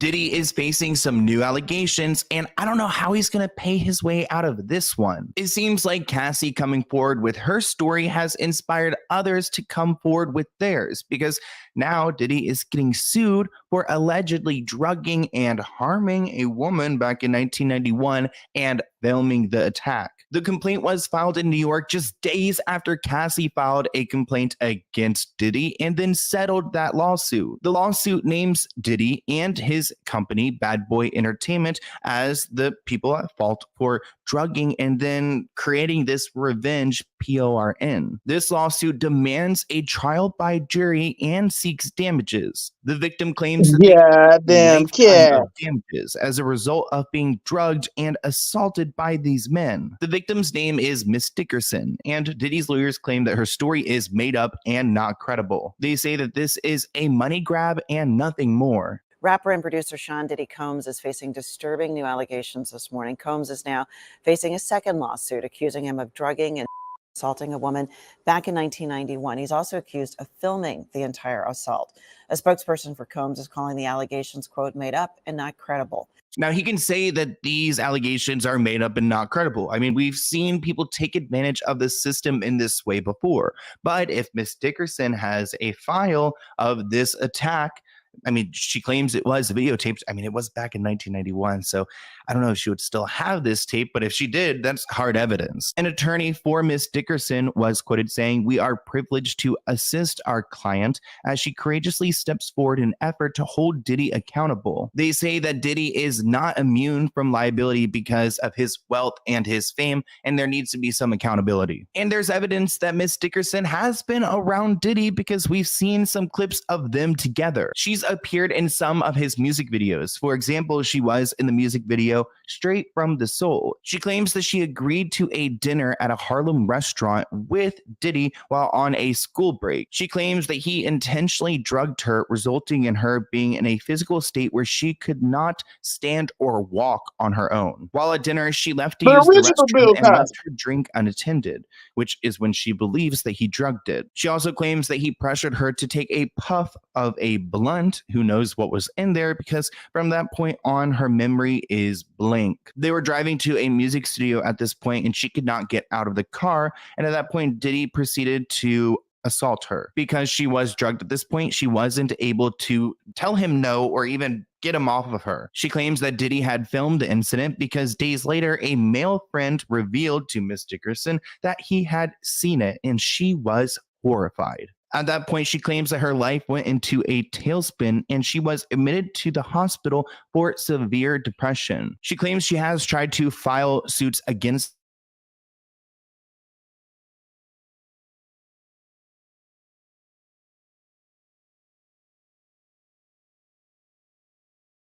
so well in the music industry. Nobody wanted to risk their careers or their lives trying to go against this man, so she backed off. She also stated she never wanted to be with Diddy. He tried to go after her a few different times, but she claims that she heard how he treated women, so she never wanted anything to do with him. Plus, another rapper who she had met on the set of the music video Straight from the Soul, one of Diddy's tracks, even warned Miss Dickerson about Diddy and how he treats others. You know it's bad when the guy's friends are warning you about him. I mean, if you ever meet a guy and one of his friends warns you about him, then leave that relationship right away. But we don't just have Miss Dickerson calling out Diddy, because another person has also filed a lawsuit. Now, we don't know the name of this victim. It was filed anonymously under the name Jane Doe, but she claims that Diddy and singer-songwriter Aaron Hall took turns R-wording her and her friends back in 1990 or 1991. She and her friend were out with Diddy and Aaron Hall, and they were drinking with them and, buying them drinks, trying to get them wasted before inviting them to Aaron's apartment. Jane Doe claims that she was offered more drinks and then coerced into having intimacy with Diddy. But at that point, it got aggressive, and Aaron and Diddy started doing things to her. After they finished doing this, Jane Doe laid in bed and she was shocked and traumatized. As she was in the process of getting dressed, Aaron Hall barged into the room, pinned her down, and forced her to also have sex with him. These CEOs started with nothing, but But they didn't just climb the ladder. They built. Following the encounter, Jane Doe fled Aaron's apartment and got out of there. Days after the incident, Diddy allegedly visited the home where she and her friend were staying at, and she was quoted saying that he was irate and began assaulting and choking Jane Doe to the point that she passed out. Diddy was searching for Jane Doe's friend because he was worried that she would tell the girl he was with at the time what Aaron and he had done to them. So both Diddy and Aaron Hall are in trouble for this, and they both have a lawsuit filed against them. With all these lawsuits being filed against Diddy, it makes you question what else has he done. And Kim Porter was a big part of his life, his long-term girlfriend. They even have kids together, yet she mysteriously died, and people are taking another look at this. She died in her sleep from a lung infection. It actually took a long time for the autopsy report to come out. They claim there was no foul play. She actually had pneumonia. 3 days before she passed, she wasn't feeling well. She said she had gotten the flu, so she sent the kids over to P. Diddy's home. He says one night he was checking on her and she was like, "Diddy, take care of the babies." She said that actually before she had passed away. But a lot of people question Kim Porter's death because she was relatively young, healthy. Why would she just suddenly die like this? One person tweeted, "Don't forget the coroner who performed the original autopsy on Kim Porter also died shortly after." And I've heard a lot of theories about this. I've heard that she was actually going to be writing a book about Diddy and exposing everything, and that's kind of what led up to her dying. I mean, the coroner dying, that's a whole other story. And it makes me think that, Diddy's got a lot of hands in the police department and probably in this industry where he can cover up anything he wants to. See, the coroner who was initially investigating Kim's death, Ed Winter, died unexpectedly after he reported that he had found toxins in Kim's body. But just when Ed was close to digging out the truth, he was thrown off the case and replaced by another coroner. The second coroner was hella shady because it took him 2 weeks to confirm that Kim died from pneumonia. So if there were toxins found in Kim, it would make sense why she was sick for a couple of days and then passed away. Because if she was slowly being poisoned by someone, by Diddy, then it would be kind of a slow process, and then she would eventually die. And if this coroner was finding out the truth, then it would make sense that he would be taken off the case and then put away so that he couldn't tell anyone else what maybe Diddy was up to. So let's break this down. I mean, why would Diddy want to get rid of Kim Porter, the mother of his children? Seems pretty evil, right? But I think we are dealing with evil. And like I said, there are rumors that Kim Porter was going to do a tell-all book, and that's why Diddy would want to get rid of her. Kim died from pneumonia, but there's the first coroner's report that said that she died. It was ruled a homicide, and they found toxins in her body to prove that she had been poisoned. They have poisons that create heart attack and pneumonia. Now, other people have entertained this theory. For example, Al B. Now, Kim Porter dated Al B, and he claims he doesn't believe that she died of natural causes. He says that she did not die of pneumonia. She was murdered. He received the call while he was on the way to the BET Awards, and he said, "I do know very clearly that Kim didn't just die all of a sudden over pneumonia. That's some BS."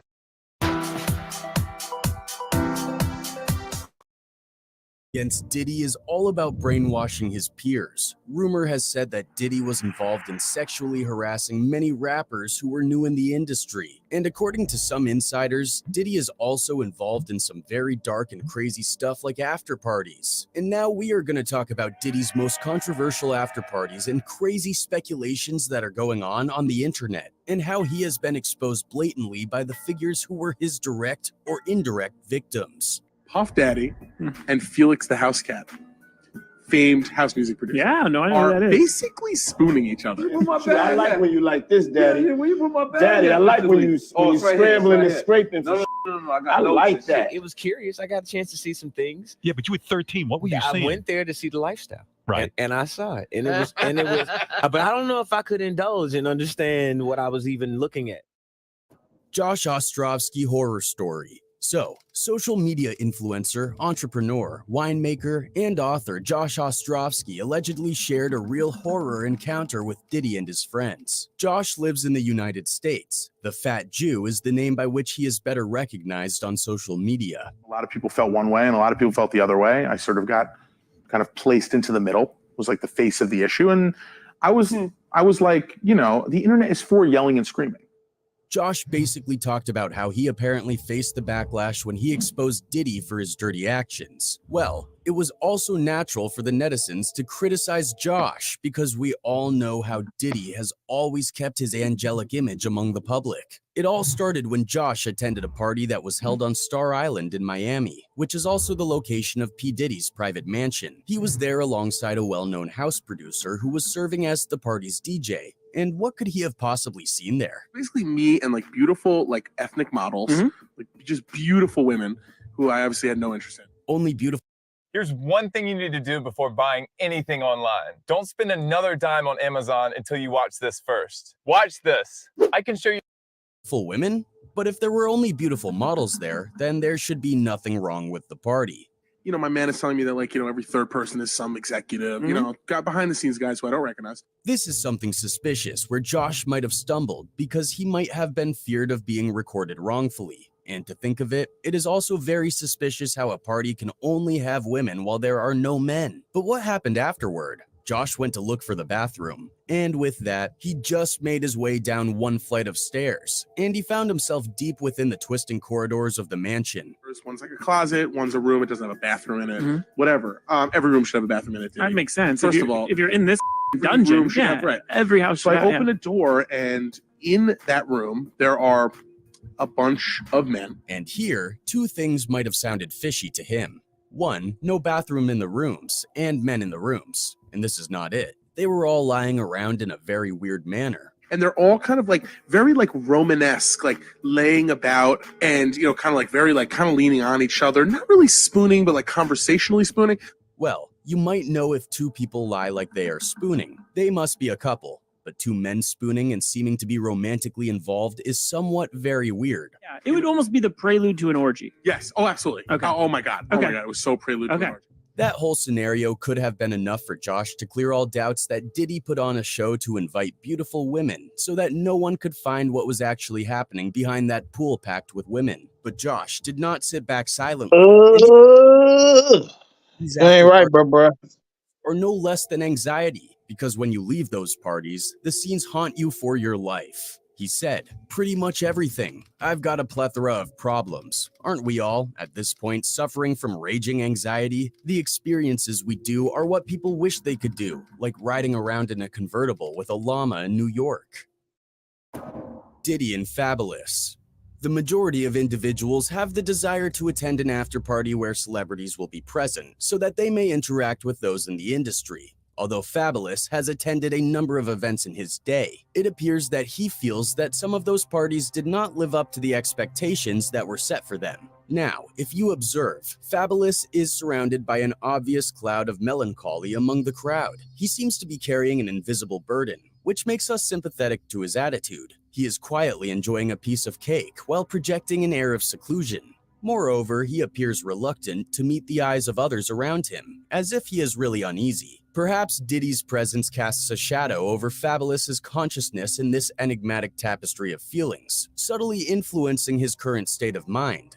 Could the rupture be the result of a conflict between their artistic goals or a personal issue? One may only guess, because the truth lies deep within their shared past. But Diddy kept questioning him. So Fab, how was your birthday, man? And what was your wish for this year? To which Fab responded, I like vibes, you know what I mean? I like a good vibe more than like wanting for anything, or like, you know what I mean? So I got a cool vibe. I spend some of the time with my kids. As you pay close attention to Fabulous, you see that both his words and body language indicate a lot about how he is feeling at the moment. It is clear that he is consciously trying to distinguish himself from Diddy. He emphasizes his desire to be a devoted family man and stay near to his kids, expressing a newly discovered priority for the family. I went out, grabbed a bag, and I spent some more time with my kids. And, you know what I mean? I felt like I was a milestone age. It appears as though Fab has started a path of self-discovery, reassessing his priorities and realizing the value of preserving his relationships with his family. His decision to put his responsibilities as a loving dad. Airbnb paid me $3,000 today without even needing to own or lease any property. 1st shows a profound emotional awakening driven by a desire to create deep relationships within his immediate circle, and even fans noticed something in the environment. One of them said, "Damn, the energy and body language from Fab is very telling." And another fan added, "Later, Diddy had himself delivered to Fabulous's crib. The choice is yours, Fabulous." But this is not it. The New York City rapper also recently posted a series of revealing anecdotes on his Instagram story in which he discussed instances in which he ran off on his celebrity buddies while they were attending events. According to Fab, the circumstance required an Irish escape on this occasion, and it was necessary for it to occur. Not only that, he even dropped some helpful party escaping excuses to help his fans, where he suggested, "You ever got peer pressured into going to the afties? You ever said you were going to the bathroom and left?" Everything started when the rapper known as Ghetto Fabulous asked his fans if they, too, had ever felt forced into attending an after party when they were at a concert of his. Fabulous said, "You really want to go home or back to the room, but you don't want to be the turn down to the turn up." Fans were thinking about his queries when Fabulous revealed that he had a very absurd experience with Diddy, who kept Fabulous partying until the early hours of the next morning. "I told Diddy I was going to the bathroom and slid once," he admitted. "It was 7 a.m. and this word was still turned." This story was all about Diddy forcing him to go to parties, which can be seen here. I want you to party with me for your birthday, man. Yeah, we partied for my birthday before. You came to my party. No, but me and you ain't never really party, you know what I'm saying? Did you just notice how Fabulous was hesitating while Diddy said he wanted to go to the party? Why? Because Fabo might have known that there is always something going wrong when Diddy is invited. And this is why Fabulous gave him a very awkward facial expression. But this thing was also noticed by the netizens. One of them commented, "I remember this. When Diddy gets drunk, his true colors come out. He's definitely into men. I just don't understand why he don't just live in his truth." Another one said, "Surviving P. Diddy is going to be epic." And Fabulous's desire to flee the scene and return to his house makes perfect sense, given that Diddy's wild partying lifestyle is well known to the public. Diddy gay clubbing with Exhibit. A second rapper, Exhibit, has also come out to share his terrifying experience. After having a fantastic night at his house, Diddy brought him out clubbing. And it wasn't until later that they found out this club wasn't like any other club they'd been to before. Instead, it turned out to be a pretty blatant gay bar. So then we go to the house, and then he invited us to the house because he wanted to go to the club afterwards, right? I was like, okay, cool. Exhibit was obviously attempting to party and have a good time at the club when someone brought to his attention the fact that the men there were kissing one another. Exhibit was stunned, but he didn't give it much thought until he saw another man dancing butt naked in the middle of the club. She pointed over the corner. It's two dudes kissing. You know what I'm saying? I'm like, the this. And not only this, but Exhibit also hinted toward his very terrible encounter with Diddy when he got dragged into the party. Like, hey man,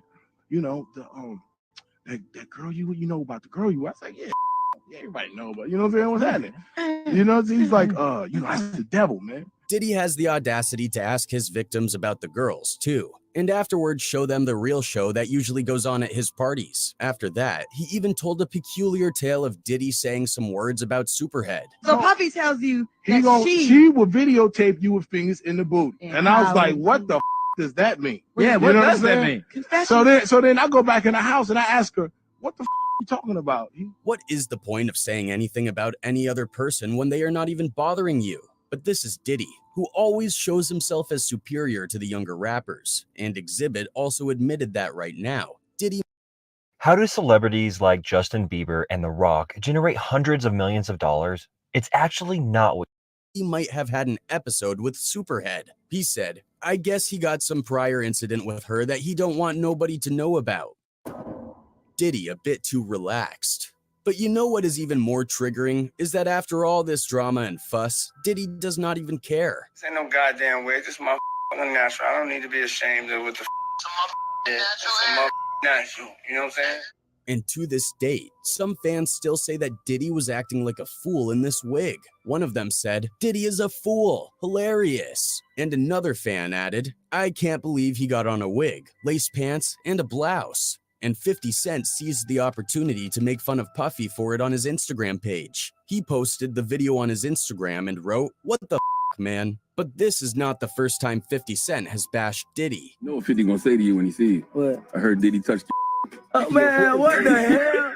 50 Cent is saying this because it is quite possible he has witnessed this incident. And not only this, when 50 Cent posted a photo of Diddy and Rick Ross performing on stage together in the past, he seemed to imply that Diddy was keeping something from the public. things that I've seen that he does on camera, kissing the back of man's neck and saying certain things. Rick Ross, Rick Ross, licking his lip. I don't know what the Yes, we already know how Diddy has been with men, but the problem with this picture was that it was taken at an awkward angle, which gave the impression that the two people in it were making out. Additionally, he uploaded a picture of Diddy wearing a pink shirt while hugging a former record executive who was also wearing pink, and captioned, "I ain't saying nothing, but something ain't right, LMAO." And according to 50 Cent, Diddy has a weird habit of always doing some cringe stuff all the time. Says things, he doesn't even know what he's saying is like fruity. You know what I'm saying? Like, he says something fabulous and he goes, yo, but me and you, we ain't party. Like, we need to party.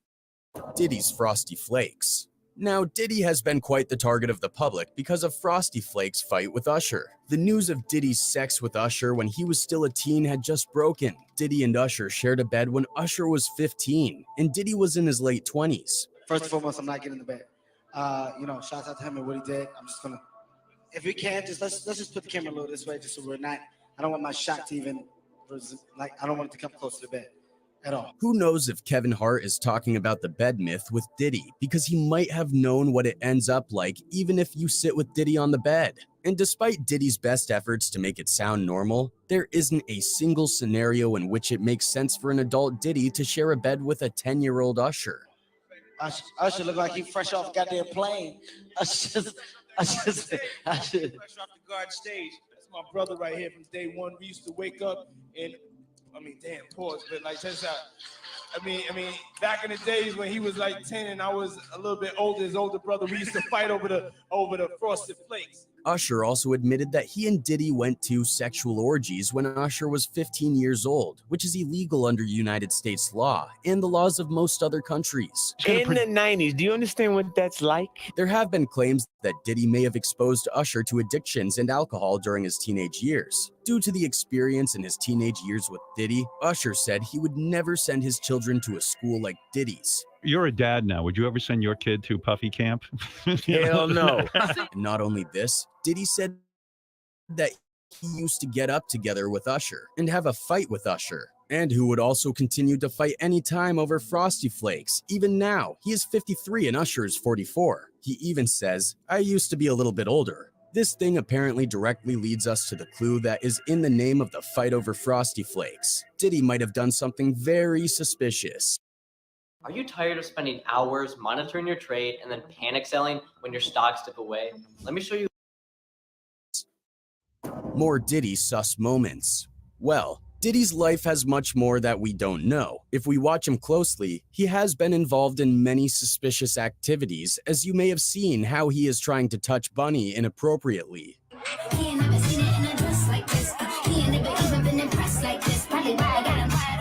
Look at how Diddy is getting physically involved with Bunny, and even making Bunny uncomfortable, as we can see that Bunny is totally uninterested in Diddy. But you know this is Diddy, and he would do anything to fulfill his desires. We gonna get you and your little dog too. And congratulations, Young Miami. Well, it does not seem that Diddy will ever get caught, because Diddy's dirty hands are much longer than we think. This is not it. Let's watch Diddy's next sus moment. Man, you doing it, man. You deserve it, daddy. You putting in that work. Proud of you. I love you. So it wasn't that shocking when a new video surfaced showing Diddy making out with Meek Mill. Meek was finally relaxing in a pool after being ejected from the Cosmopolitan Hotel and Casino in Las Vegas for no apparent reason when Diddy approached him. Meek Mills, Puff Daddy, whoever, none of these all you fake hard you. Hold on. Okay. All you fake hard you know what I'm saying? I don't give a because you can't shoot nobody anyway. Diddy then tells Meek that he loves and is proud of him. He was quick to comment He called him daddy. He referred to Meek as daddy, and the rapper found himself the target of many insults. Diddy's Flavor Camp. Other than adults, Diddy has also always liked this with the kids too. Diddy has the peculiar practice of essentially adopting young people and introducing them to the way of life of a hip-hop mogul, from late-night get-togethers to after-party get-togethers, and much more besides. Recall Usher's incident. Usher was just 10 when he moved to New York and started living with Diddy. I moved to New York City, and I lived with Sean Puffy Combs for a year. And as Usher was living with Diddy, he got numerous chances to watch and observe everything Diddy did and arranged, from parties to anything. Well, Usher is not the only alleged victim. He also made Justin Bieber involved in this. Slow down. Let's slow down, Justin. Okay. Let's slow down, okay? One step at a time. But yeah, the keys is yours when you get 16. You good to go. I'm good to go. Besides this, according to TMZ, the 19-year-old problematic singer and Diddy partied at Atlanta's Vanquish nightclub. He also shared a shot on Instagram before taking off his top, in which he and Diddy and Rick Ross looked to be praying. But at that time, Justin was under 20, but still seemed to be around liquor and partying very hard with Diddy. Moreover, he had also been luring Nick Cannon. And allegedly, he was also seen at Diddy's obscene parties, which were recently revealed by Jamie Foxx. Nick Cannon used to sleep on my couch. 13 years old. He'd be in front of the house. He'd like, can I go back in there? You can't fuck back in there. You can't come in there. Seems like Usher and Justin were not enough for him to make them traumatized. Cameron finds a surprise. Now Cameron also appeared to have to say something. I went to use a bathroom and it was a dildo on the bathroom sink. Pink horsepower. What does it do, Cam? I can't tell you exactly what it do, but you're gonna have a lot of fun with your ladies, baby. So apparently, Cameron created the supplement which increases sexual intimacy, stamina, and libido. And he came to Diddy for some promotional activities. And this is what Cameron said. I guarantee you that, baby, for a fact. Uh-oh. That's that you can't open the top. Anyone could say after this that the presence of dildo was not unusual, but the public was quite Here's one thing you need to do before buying anything online. Don't spend another dime on Amazon until you watch this first. concerned and expressed themselves. One of them wrote, "It's on the sink, and this yo bathroom though." Cam could have left what's understood unsaid and let it be, but nah, he need answers. And another one added, "Diddy's sexuality has been in question for a long time. It's gotta be true if it's been a question for this long, and people who have been around him have these stories." Well, it seems like the public believes that Diddy is quite a shady person, because Jay Versace also revealed that Puff Daddy made him do some unusual stuff on the bed. While visiting Diddy at his home months prior, the rapper bent him over on his monster outside bed. This ensures that Jay's hazy statements confirm Diddy's homosexual activities that are kept a secret. At the peak of his fame, Diddy invited him over to his Los Angeles mansion for a party. A gathering of some female TikTokers posted a throwback pic showing them playing on Diddy's outdoor bed. And when Jay saw those pictures, he commented and admitted that it was Diddy who made him do this obscene activity. Diddy had him bent over on the bed. 50 Cent exposing Diddy. 50 Cent is not the type of person that will shy away from speaking the truth. Therefore, you can bet your bottom dollar that when Diddy hit on him, 50 Cent was going to recall the full story and tell it to the media. Okay. You're telling me we got to kick it, and he was like, "Yo, why don't we like go shopping this year?" I mean, like I pay for it. I'm just saying. It's a little fruit pile. Not only this, 50 Cent also revealed that Diddy was apparently sexually involved with Jay-Z even though he was married to Beyonce. And not only this, 50 Cent also exposed that Diddy is the one who is involved in the paid murders of numerous rappers. He tweeted, "Sorry I can no longer help you guys. Soon you will all be gay and happy. You are all now left under the leadership of Puffy Daddy. Report to the nearest rainbow. Hashtag Den of Thieves, Jan 19. And for this tweet, Cent had to face a huge backlash, but still did not leave to talk about the truth. Jamie Foxx viral conspiracy. Jamie Foxx's viral conspiracy was the one which made the fans believe that Diddy is a real giant of this industry, and he had shown great courage recently and risen to the forefront of the celebrity news cycle by revealing P. Diddy's notorious Hollywood bashes. And netizens said a lot of things about Diddy. One of them said, Diddy is so zesty, and when he dies, there will be a lot of his victims coming to tell their stories. Those poor young men who had to sell themselves. And ultimately, the video gained widespread attention online, landing Jamie in trouble with a longtime friend. Jamie said he captured and documented these events in the video. He described a wild pool party in Beverly Hills when all sorts of strange things were happening as an example. I remember watching Puff at the Beverly Hills Hotel, filming this, and it's a pool party that is ridiculous, man. And I look up and I see Dr. Ruth. I don't know if you know who that is. Internet users were outraged by this, and after Jamie ended up in the hospital, suspicions quickly turned to Diddy as the possible perpetrator. However, no evidence supports the claim that Jamie's substance misuse was triggered by Diddy's wild parties. Insiders hinting Diddy's sexuality. Orlando Brown also made a revelation that Diddy had a suspicious relationship with him too. I mean, you gave me the oosh-gosh wash. I love it, yo. I love it. You gave me the oosh-gosh wash.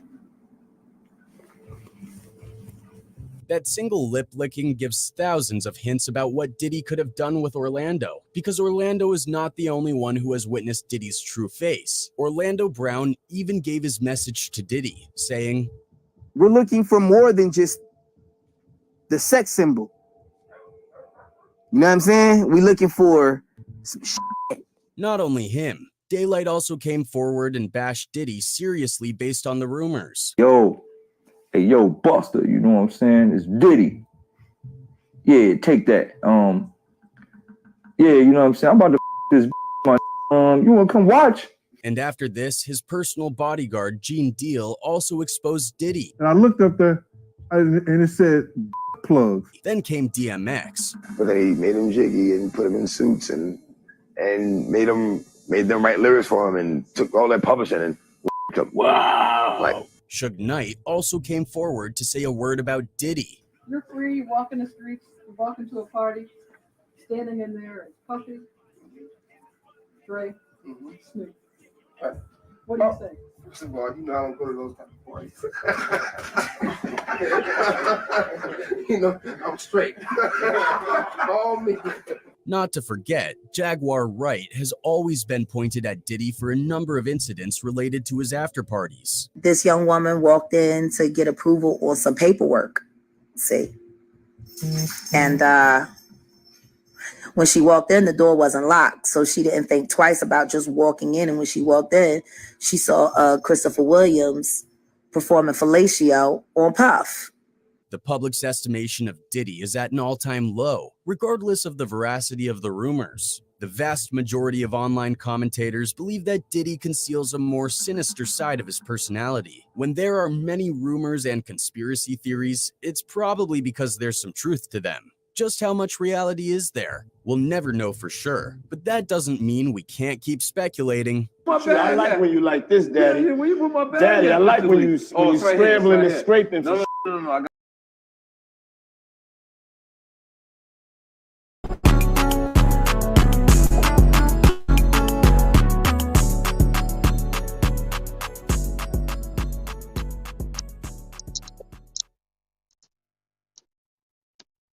Man, that man Diddy fucked up in the head, so just want to be real about it. That man ain't got it all. He need help. 2 more hours and I'm out of here. What else can we find? So let's see what we can find.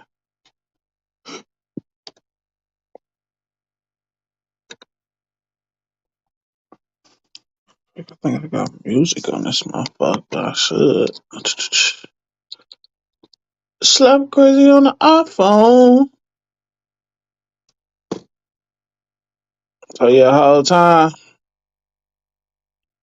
Diddy man.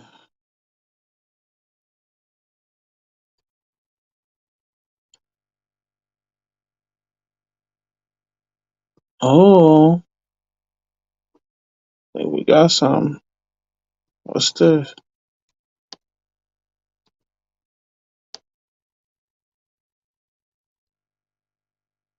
Playing Yeah. on Diddy. also known as Sean Combs, and his not so great behavior towards his ex, Jennifer Lopez. And guess what? Diddy's got a whole bunch of controversies swirling around him, including a lawsuit from Cassie. Looks like trouble's knocking on his door, one issue at a time. Not only Diddy, but Jada Pinkett Smith and Will Smith are also involved in the headlines. Rumor has it that Will and Jada Smith were caught in an attempt to get close to Jennifer Lopez. Kimmel didn't hold back, asking all the juicy questions. So what exactly did Jimmy reveal that has Say left what? everyone shocked? There's been talk online that Will Smith and Jada Pinkett Smith tried to invite Diddy's ex, Jennifer Lopez, for a threesome back when they were all dating. Diddy spilled the beans on his new music, being a billionaire, and his past with J-Lo during a chat on Jimmy Kimmel Live. Kimmel addressed the rumor by asking the question, Diddy saying, I saw a guy on the internet the other day who said he used to be your security guard, who said when you were dating J-Lo, Will Smith and Jada tried to pick her up on a threesome, and you were going to beat up Will Smith. Is that true? Diddy took a moment, staying hushed for a few seconds, while the crowd waited eagerly to see how he'd react. When you were dating J-Lo, Will Smith and Jada tried to pick her up on a threesome. The rapper then responded, this show has gotten crazier since the last time I was here. The I'll Miss You singer also questioned, no, you really heard that? The I'll Be Missing You singer said, yeah, I watched it on the internet. You're telling me I can't believe everything I read? Kimmel responded. But Diddy attempted to brush off the rumors by firmly stating that he had no clue what Jimmy was talking about. He said, I don't know what you're talking about. Jimmy, I thought we were friends. This show has gotten crazier since the last time. Diddy and J-Lo were an item from September 1999 to February 2001. Now, as Diddy promotes his latest music, the Love album, which dropped in The reason I put Lead Generation on a license plate of a Lamborghini, because it's still today, since 2019 when I got this car, it's the fastest way that I found is 7 figures a year of revenue. Now, the number one way that I got there is putting myself around the right people. In September, this drama is adding an unexpected twist to the mix. Diddy's new album is like a musical love note to his life. It's got cool artists like Justin Bieber and The Weeknd. When he talked to Kimmel, Diddy shared, I put all my heart stuff into my songs. I like being open about my love life, so that's why I made the Love album. It's all about my journey in love. The whole Kimmel-Diddy saga stems from recent interviews with Diddy's ex-security guard, Gene Deal. According to Deal, there's some history between the rapper and Will Smith. On the Art of Dialogue podcast, Deal spilled that Diddy claimed Will and Jada were trying to get close to Jennifer Lopez while Diddy was dating her. Deal even shared that Diddy once told him to stay close in case he needed to handle things with Will at a party in the 1990s. I think Will and Jada trying to pull Jennifer. Gene spilled the beans, sharing that Diddy had some serious concerns about Jada and Will's interactions with Jennifer Lopez. Diddy thought there might be some sneaky motives, like trying to get closer to J-Lo in a not-so-friendly way, even though she was Diddy's girlfriend back then. To handle the situation, Diddy straight up told Gene to stick close, acting like a shield between him and the potential drama. Diddy was clear and even hinted at the chance of things getting physical. He made it known that if Gene didn't stay close, he might have to step up and deal with Will's involvement, no holds barred. And then he said, yo, Gene, I ain't playing with you, man. Yo, I'm telling you, man, I'm going to snuff that better be on him. I said, yeah, I got him, man. And there's more to the story. This isn't the first time folks have accused Jada and Will of being swingers. When you dig into the fascinating tale of Will Smith and Jada Pinkett Smith's relationship, you discover that Jada's influence has steered them into the unique world of a non-monogamous marriage. This unconventional setup has sparked a ton of speculation, hinting that their connections with people like the mysterious Jennifer might go beyond what meets the eye. It kind of backs up suspicions that Diddy slyly hinted at. Taking a trip down memory lane to 2009, Jada fearlessly confronted the ongoing chatter about the authenticity of their marriage. She didn't hold back, stating, I've heard all the things. Their marriage is not real. He's gay. She's gay. They swing. I'll tell you what, it's too hard to be in a pretend marriage. Those words still resonate today, showing that their union has been far from traditional. But wait, there's more tea to spill. Jump to 2021, and in a jaw-dropping interview with GQ, Will pulled back the curtain on their unique relationship. The King Richard star openly described their marriage as non-monogamous, giving us a glimpse into a world of trust and freedom. He intriguingly shared, we have given each other trust and freedom, with the belief that everybody has to find their own way. And marriage for us can't be a prison. Jada never believed in conventional marriage. Jada had family members that had an unconventional relationship, so she grew up in a way that was very different than how I grew up. However, that's not all. Jada Pinkett Smith was also accused of ruining J-Lo's marriage with Mark Anthony. There have been claims that Mark Anthony and Jada have secret affairs, which was revealed when Will walked on them being lovebirds to each other. Reportedly, Will surprised everyone with a visit to their house in early August, sneaking in under the cover of darkness. It's said that he discovered his wife Jada and Mark Anthony together, and it left him in tears. In Touch, a U.S. magazine, went all out with a 6-page expose claiming that Jada had stolen Jennifer Lopez's husband. Back then, J-Lo and Mark had been married for 7 years and had twins in 2008. The details about why the celebrity couple broke up aren't clear, but J-Lo has shared in her book, True Love, that things had gotten so bad in her marriage with Mark that she was having panic attacks. She described the end of their relationship in the book. Yeah, man, I'm finna get the fuck up out of here.